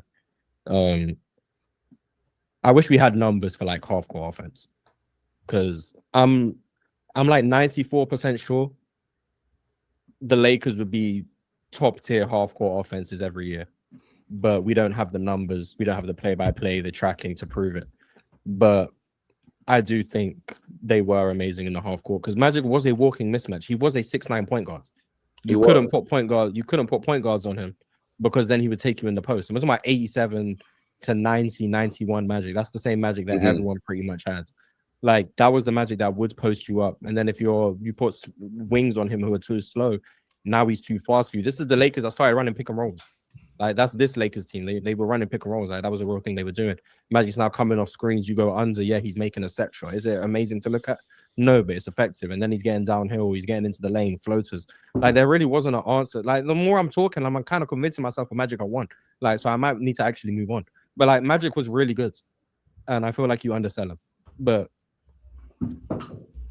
that's it. No, we come to different conclusions. Not facts. I agree with everything you just said. I just don't agree with that. I don't think that means he's a better player than Jerry West. I don't think that means he's a better player than Steph Curry. Is Magic on the logo? Nope. Magic's not at the logo. Jerry West the logo. So not facts. That is correct. Yeah, that is correct. But anyway, number one, we know who it is. I was very surprised because he ended up with 242 out of 250 points, which means 8 people. Oh, there was a gap. Yeah, 8 people had him at seconds, and no one had him below seconds. Penn, Real Talk, Pirate, Ox, Jordan, Chill, Arman, and Casual had Steph at seconds. Everyone else had him at first. It's Steph Curry. KB is such a glazer. He asked if he could come up here just for Steph. So specifically, KB, the floor is yours. Go ahead. I mean, this is one of the best players I've ever seen in my life, period, regardless of position. I'm not going to lie to you. But in terms of the point guard and just what he did at this position for his peak, the 15-16 season, to me, in terms of regular season, arguably the best offensive regular season that I've ever seen with my own 2 eyes, genuinely. Like, the shot making ability that he's shown in that season alone, before I even get to other years in which he peaked, was undeniable. I mean, 400 plus threes in a season, shot 45%, 12 attempts. We all heard this, 30 plus a game on plus 13. Like, he was frying in ways I have never seen in my entire life. If I'm being completely honest with you, he is the best shot maker I have ever seen in my life. That's just my opinion. Again, my opinion. I'm very biased towards Steph. He's my favorite player ever, to be fair. So I have a bit of bias. But the peak season, 15-16, it doesn't get like any more elite as a scorer. I think his mid-range stuff is really good. The finishing should get a lot more love than how it is. I feel like people just talk about it in a way where it's like, yeah, he was such a great finisher. He's one of the best guard finishers ever, in my opinion. His offhand is amazing. His left hand is really, really good. One of the best ball handlers I've ever seen in my entire life. I think the decision making, because of the Steve Kerr system, had looked a lot more different because of the off ball, being introduced to being off ball that much. But pre-Steve, I think he was on the ball heavily, making decisions heavily and consistently making right decisions, in my opinion. And he even shown it in the 21 season, where other people feel like he peaked, like Real Talk, where he was on the ball a lot more, in pick and roll a lot more, isolating a lot more, looked a lot more balanced as a scorer, especially in isolation. But yeah, Steph Curry, he's one of the 10 greatest players I've ever seen in my entire life. Like, one of the best players I've seen in this generation. Bro, yeah, that's pretty much it. That's all I really have to say. It's word down, man. Yeah, the word I would use to define Steph is like game breaking. He kind of similar to like what people say Wemby does on defense in terms of the geometry of the court. And things are just different. Steph was kind of that for offense, and the geometry of the court changed on where you had to guard and where you had to start your defense. what you had to ask your bigs to do on defense, like all of that changed because of 16 Steph. For me, the peak I went with was 16 to 21, with 2020 being the gap year, similar to what I did with who was the other player I brought out with Lucas 2025. That stretch of years, I mean, this is one of the best offensive players we've ever seen. 2016, I'm 98% sure no one else has ever led the league in scoring volume and efficiency. That's what he did in 2016. In 2017, he goes and has one of like the best overall seasons, postseason runs we've ever seen. 2018, he follows that up with one of his best regular seasons. 2019, he has one of his best years. 2021, I would argue as an overall player, if you just don't do relative to error, 21 Steph is actually better than 16. It was just, he was on a different level. The overall shot making just opened up so much for himself, his teammates. We say it all the time, like his teams, the Warriors would lead the league in rim efficiency every year. And a large part of that was because of the gravity and confusion, the chaos that Steph caused as this off-ball menace. I said Dame might be the best pick and roll player ever. Steph is in that conversation. The fact that you had to blitz Steph. The moment you don't blitz Steph, you're switching. He was one of the most efficient isolation scorers in the NBA. If you're playing drop, we've seen a couple teams play drop on him. Boston in 22, Portland's in 2019. It's not really. He obliterated both of those teams. Like, you can't play drop coverage on Steph Curry. If you do, he is going to give you 200 points. He's a really, really good rim finisher. I don't know where I would rank him, but he was really, really good. His handle in terms of like the hesitations and because of the threat of the three, what that opened up for him, he was amazing. I think he's the most dangerous off-ball player we've ever seen. I think he's the second best off-ball mover we've ever seen in terms of the perpetual motion, the moves to get open, ridiculous. Yeah, I mean, I just think tier one offensive engine, like I said, for why I favored him over Magic, it was more just I valued the idea of the versatility / portability that I think I get with Steph over Magic, but it's a nit to pick, but that's why I ultimately favored Steph. Just brings you more. Worthy number one for me, but Pen and Real Talk, you guys both had Steph at 2, so what was Steph missing, if anything? Vorp. Did he not have the highest VORP in the NBA in 16? Irrelevant. Career Vorp. Oh. Peak Vorp, whatever. No, I'm kidding, obviously. I don't know. Obviously, you're talking about like the number 2 point guard of all time in terms of peak for me. So obviously, I don't have a lot of bad things to say about Steph Curry. I do think, and I've tried to say this before, a lot of what he did was situationally very system dependent. I don't think that he wouldn't be I don't think he would be a bad player in an average system. I just don't think that you unlock him to this level without defenses that are just stocked full of like really great wing defenders and rim protectors and, you know, a defensive anchor like Draymond. I also don't think that his spacing alone creates I think Klay Thompson creates a ton of that spacing too. I think it just augmented what he was able to do. Kevin Durant, like you talk about like organizational stability from 2013 to 2025, like the Warriors are the epitome of organizational stability. So yeah, like the 2 point guards who've been number 1 and number 2 on most people's list had phenomenal front offices. Shocker. They had great teammates. Shocker. They were in great situations. Shocker. But I think Magic's ability to scale is better. That's it. Yeah. I don't ever hear you talk about this for Magic, to be fair. Or like like when it comes to Steph, it's just like system, players, ceiling. Yeah, I don't think Magic was system dependent. That's the whole point. I think it's because Steph's system was so unorthodox. It was something we'd never seen before.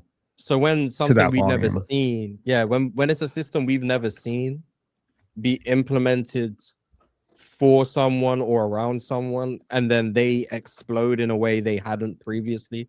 Like, the closest person who gets called system dependent to Steph Curry is Steve Nash.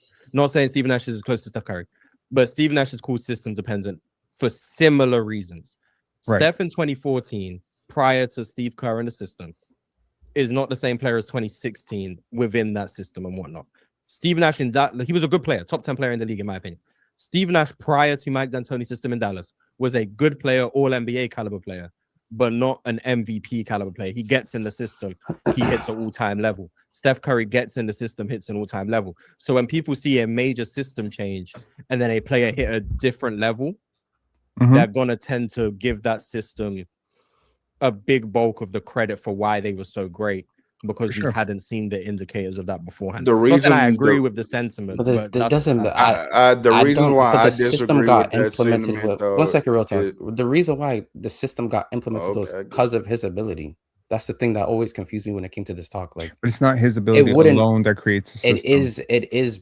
I don't want to say 85%. If I replace if I replace Draymond Green with DeAndre Ayton, you don't have a single championship. I'm talking about Zero specifically the championships. offensive side of the floor. Obviously, Draymond, he is the system on the defensive side of the floor. I don't really like. He's also part of the huge part of the system offensively. Offensively, who's creating the 4v3s for Draymond to be able to throw lobs weak side? Who is that person that's allowing Draymond the 3 to 4 second ability, which you don't get a lot in this league? Clearly, who's a better passer between Draymond Green and like Steph that's Curry? the thing. Go ahead. I don't. That's who's the thing the better I passer? don't understand. No. Hang on. Who's the better passer between these two Steph players? Curry. I'd probably say Please. Steph. Jesus. Steph Okay. Curry is a He's better not, passer. but okay. I think Draymond gets a lot He more is. time on the when Gets more you have. opportunity That doesn't mean Draymond's throw a bad passer. I pass. think Draymond's a good passer. Exactly. When you have Shocker. a lot of time on the ball to make a decision, and you do make the correct one consistently, we absolutely value that. But you also have to take into account how much time on the ball he is getting to be able to make a decision. When Draymond is catching the ball in this 4v3, which mostly where he catches the ball from, you see the amount of space between him, the basket, and the closest man is. He's gonna be able to literally stop, look, and see who's open to make the right read. Which I'm not saying is not a difficult thing to do, because a lot of people actually can do that for some strange reason. But you still have to understand where that's coming from, and that's because of someone like Steph. I've watched Steph make Kevon Looney look like a viable big offensively. No offense, like that's not a good offensive big, respectfully. So when I hear these system things, of course, elite offensive players have an elite offensive system, and we're talking about some of the best ever. They're obviously going to be maxed a lot higher than everybody else. Look at the list. When I'm talking about you specifically, you tend to bring up the system a lot more than everybody else. I didn't hear you talk about the system when it came to Magic that much, because you talked about his innate ability to then ceiling raise that system. It was because I saw the different system change it was multiple times. clearly, the It's not system just also one. changed in Golden State as well. It's just not as blatant as you think. That's the 2021 difference. was very different to 2016. Post 2020 to me is very different in general to how the Warriors used to play basketball. And this is again, if anybody watches all Warriors games, probably me here. I'm not saying that as like you guys don't watch games. Of course, all you do, but I'm saying like I'm a Warriors fan. Like this is literally mostly what I watch. To be fair, so like you could go ahead and say your point. Sorry, I don't want to reiterate this. I would just want. I think the difference as far as the Nash point for the system, to me, it's not apples to oranges due to the age factor. Steph Curry at this point, I mean, we're looking, 24, 25 to he's, you know what I'm saying? Like these are ages where it's reasonable to assume growth, especially for a player who Baby didn't. Where am I at? Because his rookie year he plays 80 games in 74, then 26. So he comes back after that at 24 in 2013. He's a really good player. In 2014, he's a damn good player. Like if you look at the 14 and 15 from, is it a tremendous gap in how much better Steph Curry is as an individual or getting used a little differently? The Warriors system isn't drastically different in 15 than it was in 14. I agree. They didn't implement the Warriors system for me until 16. That's when you see like the drastic difference in terms of, because once again they were still starting David Lee in 15 until he gets hurt. Like Draymond wasn't even being used as like the point forward yet. 16 is when they really. And he was already an MVP level player. I mean, he won the MVP, yeah, but 15 isn't part of the peak I gave for him for a reason. I think he noticeably got better in 2016. I mean, once again, I don't care about accolades. There's a reason Steph Curry got legitimate most improved player votes in 2016. He came second in most improved player, I think, maybe third. Like, he definitely got better. Yeah, he got noticeably better. Yeah, 2015 Steph and 2016 Steph is a very big difference, and they changed the system in line with that difference. And I'm not saying I agree with the system players, not system player, but like, I'm not saying I agree with what Penn has outlined. I'm just explaining the rationale behind it, and I understand how that rationale comes about. But I don't agree with that rationale for Steve Nash either. So just putting that out there, it's just that's when someone's leap coincides with a system change, especially when it's a system that no one has ever done before, they're gonna get system labels. It's kind of just what's but gonna happen. to me, what I'm saying is, I think there's a like Steve Nash jump from all NBA second, third team caliber player to MVP candidate at age 30. To me, that's different from. Of course, it's different. Steph It's just Curry the parallel I jumping can from. find. Oh yeah. Oh yeah. I'm just explaining the. To Finish me, that what I'm sentence. outlining Jumping what the from what? difference is. An MVP level player to all-time great. Like, yeah, we're kind of already on that trajectory, almost damn near. It's like, to me, that So makes glad more you said sense. almost damn near. When did Mark Jackson get fired? He was getting better every single year. He then wins an MVP. Yes, they implement a system that benefits him, absolutely, but he was already an MVP level player. I'm saying, compared to Steve Nash, to me, that's not the same thing. He's already up. He's already the upper echelon of the league. Before He had never 16 made an happened. All NBA team. No All When? NBA teams. In 2015, Steph was an MVP. What? Steph was an All NBA in 2014.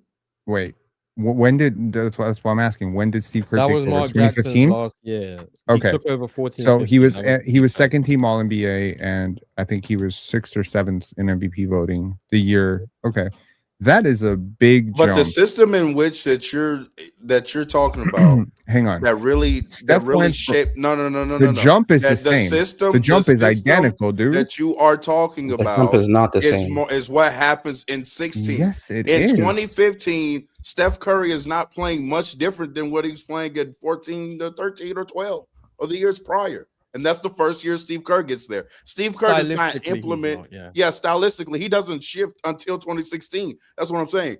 As a player, he was already playing like he had already won an MVP. This is not Steve Nash in Dallas being third team All NBA and then being a back-to-back MVP player in the final year right under after at year 30. in the final year under the big shift here. Hold on. First of all, the jump that Steph takes with Steve Kerr is bigger than the jump that Steve Nash takes. Let me make my case. Steve Nash goes from an All NBA caliber player, which is to say a top 3, top 4 point guard in the NBA, and he jumps to a very dubious MVP candidate. I think most people at that time still would say that he was not a top 3 player. By the time Steph took his jump under Steve Kerr, people were arguing he was the greatest player of all time. He was a consensus MVP. He was not a hotly debated, controversial league trying to save PR That's MVP. his second. Wait, hold People on. were That's saying he was better than second LeBron. year. Nobody That's was his saying. second- I don't think anyone was saying Steve Nash was better than That's Kobe his second or year. Shaq. Okay, That's his cool, man. second- That happened the second year. Where did you? The where did you biggest have difference. going The biggest into difference first here. season, where Hang did on, you have man. him? Man, shut up. I'm just Hold on, asking a sorry. question. I'm just trying to get off my point. I'm just trying to get All off right, my go ahead. point. So what I'm trying to say is that the biggest shift between Mark Jackson, Steph Curry, and Steve Kerr, Steph Curry, is really how much Steph Curry has the basketball. That's a big difference. How much he's asked to play make for others. We are ranking out all-time point guards, and I don't think y'all are willing to admit that in the greatest years of Steph Curry, he operated much more like an off guard. Yeah, they decided to turn the greatest shooter into a shooter more often. I get that, and I agree with that, and I'm not denying would benefit the team more than it would benefit him because. But the point guard position is an on-ball position. Yeah, but as you can clearly tell, is Steph more than capable enough to handle the? Wait, hold on. To you, is Steph not more than capable to handle the ball The consistently. Warriors didn't win possession shit purpose- with him dominating, as a playmaking load. They didn't win shit I'm with not it. talking about winning. I'm talking about the impact of the team.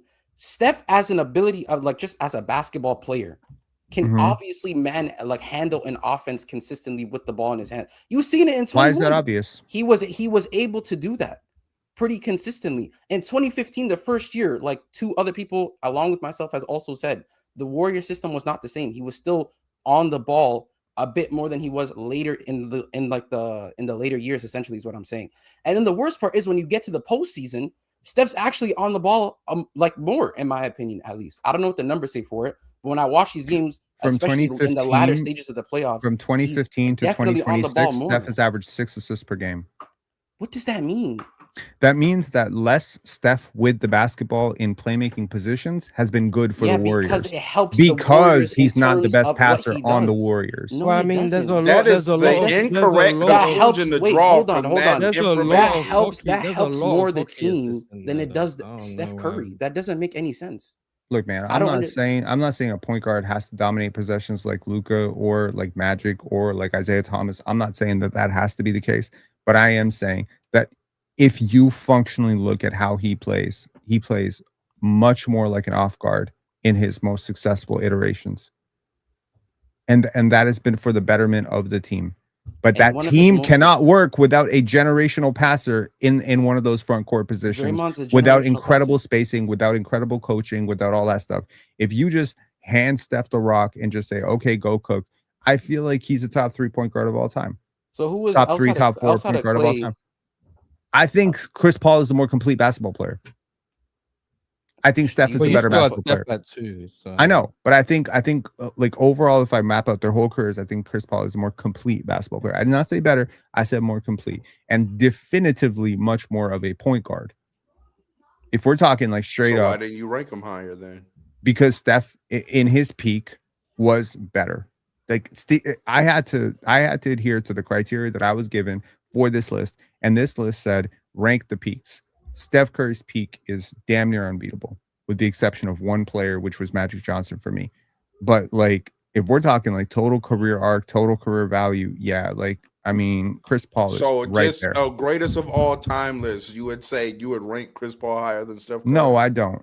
Because I do value accolades. I do value winning. I do value championships. I'm just saying if I play out their careers over and over again, the athleticism, the passing, the decision-making, the mid-range scoring, all that stuff to handle, I think Chris Paul has fewer. Okay, I was thinking about this the other day. Pound for pound, who's the greatest basketball player of all time? My answer, honestly, might surprise you. It's Chris Paul. I think Chris Paul at 175 pounds, pound for pound, inch for inch, the best basketball player I've ever seen in my life. No. Yo, Mars, what's the usage percentages on Steph? If you could find that for me in 21. I don't want all the years. Just what's the highest, I guess. Steph usage peaked at It's not going to be high relative to anybody, to be fair, because like Steph he does play off usage peaked. Steph usage peaked at 34.8. And what year was that?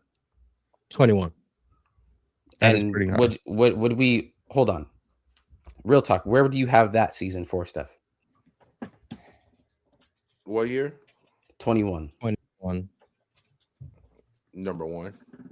Mars. Number 2. You already said 50. Yeah, 2. I have it too. There's been an iteration with Steph with the ball. Please be our best decision maker and scorer. And he did that for you throughout the course of that 21 season. Like I don't understand where we get this notion of Steph can't, or Steph doesn't have the ability to be able to do this on a consistent level when he clearly can. It's just for the betterment of the team. It's better for him not to, because you're not using the rest of the team or even his own ability properly, which again, you can credit the system. But my biggest gripe with you, Penn, is that you always use the same system to then talk about how it enhanced Steph, which it absolutely did. But you don't talk about how Steph clearly enhanced the system, which then allowed everybody to be elite. You think Draymond functions as the same basketball Now you're player? talking to me like I have Steph outside of my top 2. No, but I I'm obviously just saying, value what he does. I'm talking about just within regards of Steph, because I heard you talk about in conversations. Actually, that doesn't really matter because this is a point guard list. I'm not going to bring up other things that would have. Yes, I said he was greatly enhanced by the system. and the system is dependent on certain archetypes and certain players. If a particular player has a, like, let's just say, for instance, there's a power forward or a center who has a really big rim protection deficiency. That is not a typical deficiency for that position. And so now I have to compensate with wings and another power forward who can protect the rim, maybe a point guard like a Derek White who can protect the rim, to create some value in aggregate for that weakness. I'm saying that Steph Curry is not nearly the passer that you think he is. That's what I'm saying. And I think honestly, like, in a lot of ways, like, this is like, he's a combination of so many players, from Mohamed Abdul-Rauf to Mahmoud Abdul-Rauf to Rip Hamilton to Reggie Miller to all those players, and then he's just like better than those guys. Like, the range is deeper. But most of the players I would compare him to are off guards. The Reggie Millers, the Allen Houstons, the Klay Thompsons, etc. Like, he if you watch him functionally on a basketball court and you see how quickly he gets able to get off the ball, how much of his utility is created through his gravity off the ball, moving into spaces, his relentless, once again, like the Russell Westbrook part. Like, there's actually, it's interesting. I could take some element of every single player who's been discussed and implement it into Russ. And I could probably do the same thing for the shooting guard list too. He has that crazy scoring volume. He has like great shot making ability. He has the dexterity with the left hand, right hand. He's a reasonably good passer. He's able to function on and off the ball. He's able to function in a multitude of lineups. Yeah, sure. And again, I'm saying, if you play out his career on an average team outside of this context that he finds himself with Steve Kerr, he's probably like third. He's as low as fourth all time. So it's an all-time great situation. I just don't think, if I'm able to put Chris Paul in an ideal situation, that Chris Paul has a worse career. But here's where this doesn't make any sense, because part of your criteria is also winning. Mm-hmm. And so if Magic Johnson, again, isn't drafted to one of the one or two best teams in the league, and he has less championships, that in your value system would then knock him. So he's also benefiting from his roster and roster construction as well, to a great degree. I think with Magic's your a more value complete system. basketball player. I also think Chris Paul is a more complete basketball player. Complete at what? Okay, but then Complete so at why were you playing mad the at me position. about Jerry West? What does that mean? No, I think Jerry West is, honestly, man, I think I'm air taxing a little too heavy, but Jerry West is a very complete basketball player. Once again, like Magic, I don't think he's nearly the passer that some of the players on this list are. Like Magic, like, I don't think you can compare. I'm not gonna lie. I think Magic. Magic's just a better passer. And probably finisher, but that's pretty much about it for me offensively when it comes to that regard. I don't see where you see the more complete stuff, because I think Steph just is a better half court operator than Magic. I'm gonna be honest. I think the transition stuff is definitely Magic for sure. I can't really argue that stuff, but half court ability, I think I'd much more comfortably taking Steph in terms of what he can do on the ball. He can actually fry his own position, as well as the pick and roll stuff. Getting downhill, he's very good at as well. The in-between game, I don't really have to talk about anything jump shooting related. I think it's just a bit unfair. Like, I don't think it's bad that you utilize the system that you're in. I don't think that's a bad thing. I don't think it's bad neither. I think it's viewed as a criticism. No. It's not necessarily criticism. I just feel it's like not a criticism. Look, man, but you just use some it people only end for up 30. That's what I'm confused about. You don't talk about it nearly as much with Magic or anybody else. Only use it. You don't talk about how Magic got to play one of the best centers ever. You don't talk about how Magic also had elite perimeter defenders ever. You don't talk about how Magic was in an elite transition system. You don't talk about Magic in the way you talk about Steph when it comes to regards to the system. But for some strange reason, when you talk about Steph Curry, you immediately pivot to Klay. You immediately pivot to Draymond. You immediately pivot to Steve Kerr. You immediately pivot to the motion, in which the motion was ran for one of the best, if not the best, motion player in NBA history. So the system wouldn't even be implemented, let alone an idea or a thought, without the inherent ability of the guy you were downplaying his ability for that system. So it doesn't really make any sense as to how you can tax a system when inherently the system was made to enhance not only the players, but one of the best players you ever watched in your entire life. So again, what I'm trying to say, KB, sense, is and it's not that consistent, bro. I think that Steph ended up in the perfect system for him, which is good. I So also did think Magic. no, I don't think Magic ended up in the best system for him, and I don't think it ended up in the best roster for him. I think the best roster for Magic Johnson probably would have been a continuation of, I don't know, the 95 Orlando Magic. I think that would have been the perfect roster for a Magic Johnson. I When think he did you would have say Magic's peak is, Pin? You probably said like 87 80, to 90, right? something like that, 86 to 90, 80, 85 to 90. 85 to 90 is what he had. Yeah. Like I'm just saying some players are not blessed to be in the right system for them. And I think they're not blessed to find that perfect teammate for them, the perfect coach for them. And some players are. And the players that are usually end up being legends of the sport. And the players who are not end up being a lot of what ifs, right? I think Jerry Sloan perfectly optimized the skill sets of a Karl Malone and a John Stockton. I will never necessarily go out of my way to discredit those two players for basketball reasons. But that being said, they obviously made each other better, which is to say, if I put Karl Malone in a completely different setting, he's a worse basketball player. I can sort of see that from him in different contexts. Michael Jordan with the triangle. I think that helped him tremendously to just make to round his game out. So I'm not saying that Steph to be docked necessarily. I just say there are other players on this list that we've talked about that did not find that perfect system with the perfect system, with the perfect depth, with the perfect situation, with a superstar in his prime who just opted to come there. I think Steph should deserve a lot of credit for scaling up and scaling back his role. I think that role versatility is very important. The fact that he's able to accommodate very seamlessly a Kevin Durant, and he is not able to like completely crater his own production or, impact Kevin Durant's production.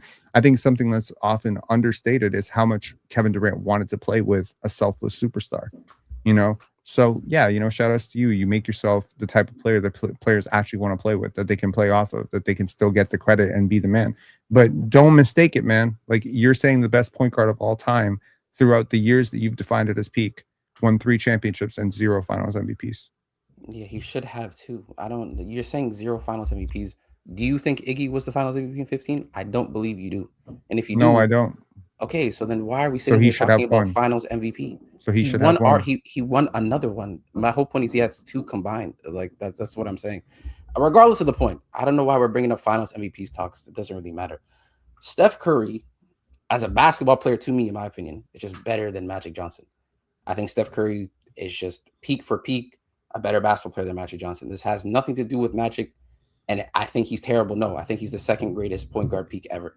And what if jump shots were banned?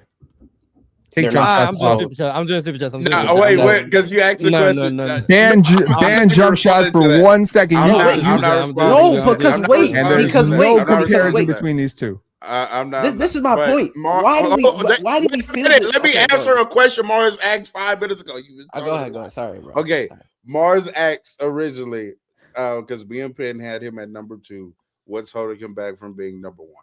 So for me, that was a long time ago. Yes, I've been waiting to answer the question.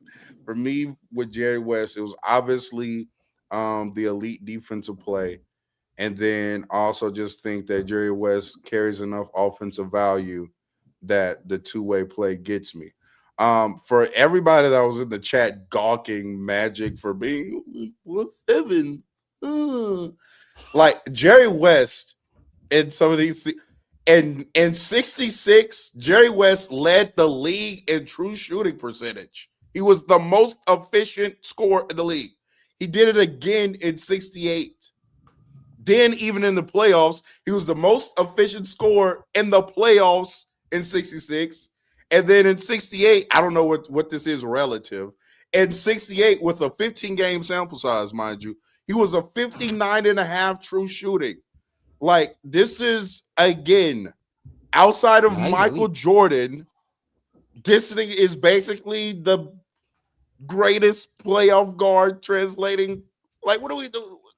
I don't know. I don't know why it's so crazy for some people, for me to be like, no, I just want to Jerry West is the best elite offensive player, elite jump shooter, elite athlete, elite defensive player, elite playoff player.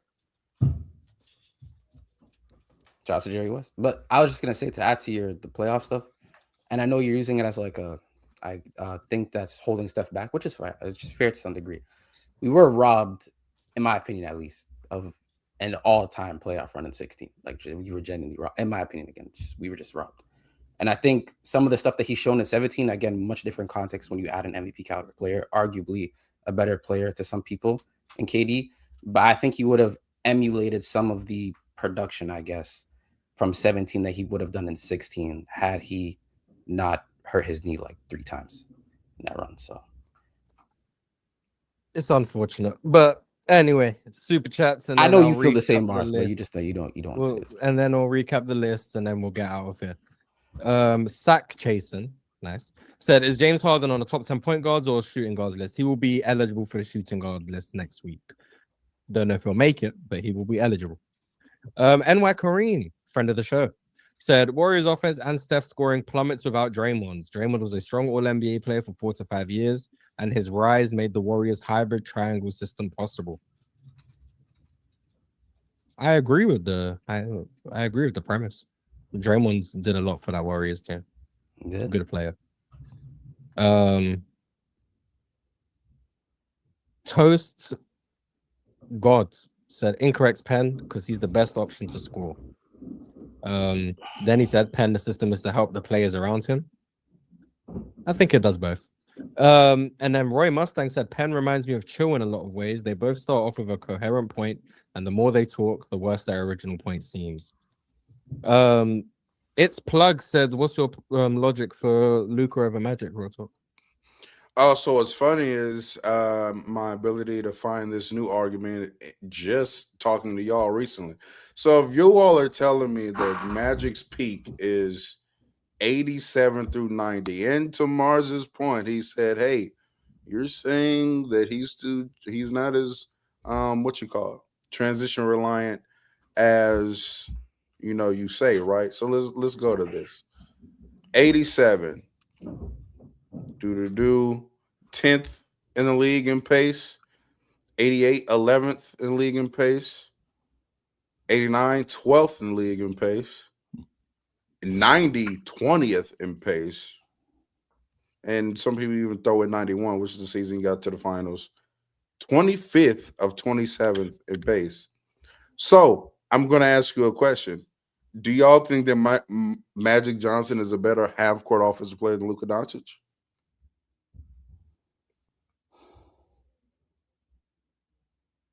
Who are you asking, the chat or us? Yeah, I was confused. All of the above, I guess. Oh, yes. Well, I think you've lost your mind. So it's fine.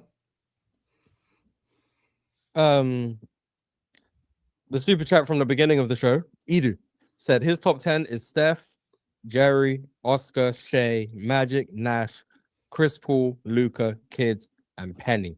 And then he said, shout out to Russ and Dame. So let's compare that to what we actually had. We had Steph, Magic, Jerry West, Chris Paul, SGA, Luka, Oscar, Nash, Russ, and Isaiah. So not quite.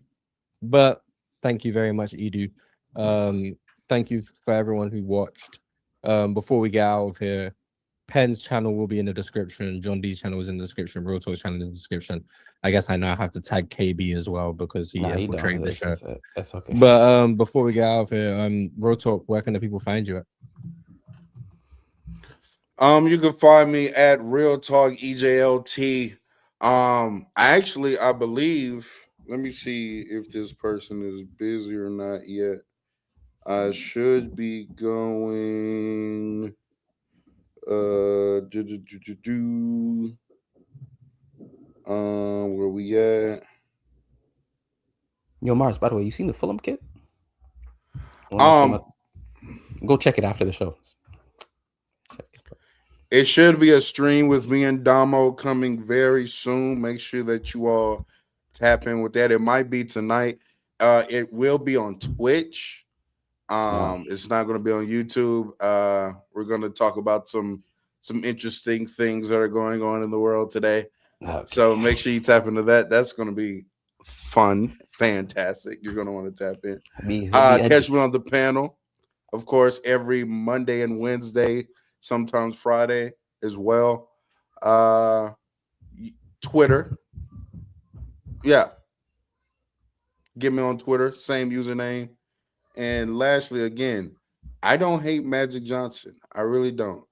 I think that too often time, and I know we troll with it and stuff like that, but it's like if we just value some different things from a philosophy standpoint, we just value some different things. But that doesn't mean I'm some Magic Johnson hater. Because in return, I would say, oh, you're a Luka Doncic hater. I don't think you hate Luka Doncic. I just think that maybe you do value the transition stuff and all of that more than I do, and that's perfectly fine. I think these are all-time great players that we're discussing today. Wait, can I ask you a question? Yeah. At their peaks, who do you think's a better half-court offensive player, Russ or Magic? Magic. Yeah. Okay, I'll just ask him. Okay. I'm not a real Lakers fan because I'll be hating on Magic, but I have Jerry West as the greatest point guard of all time. Y'all be making so much sense in the chat. I ain't gonna lie, this Jerry West arc is gonna die so fast, but shout out to you though. I ain't gonna lie. I mean, he's been kind of here for a year. I've been here for a minute. I'm not. Give it 6 more. We just don't talk much about Jerry West, so he doesn't like exactly. I don't have to. But I don't. Whenever he's like relevant to the conversation, he does bring it up. I don't blame him. Jerry West is really good. But Luka has that December stretch where he's going crazy. Man, Luka better than Jerry. Wait for it, man. Anyway, before we get out of here, let me just recap everything that happened, the list in its totality. 19 names in total. In 19th place, we had Derrick Rose. In 17th place, we had a tie between Deron Williams and Damian Lillard. In 16th place, Walt Frazier. 15th place, Gary Payton. 14th place, Kyrie Irving. 13th place, Penny Hardaway. 12th place, John Stockton. 11th place, Jason Kidd. 10th, Isaiah Thomas. 9th, Russell Westbrook. 8th, Steve Nash. 7th, Oscar Robertson. 6th, Luka Doncic. 5th, Shai Gilgeous-Alexander. 4th, Chris Paul. 3rd, Jerry West. 2nd, Magic Johnson. And number 1, the highest peaking point guard in NBA history, was Steph Curry. Next week will be the shooting guards list. Hopefully everyone who participated this week will be involved next week. Different guests, hopefully Monday as well, but that's all to be determined. Hopefully you guys enjoyed episode 1 of the series. Thank you guys for watching. Merry Christmas, all that good stuff. Yeah.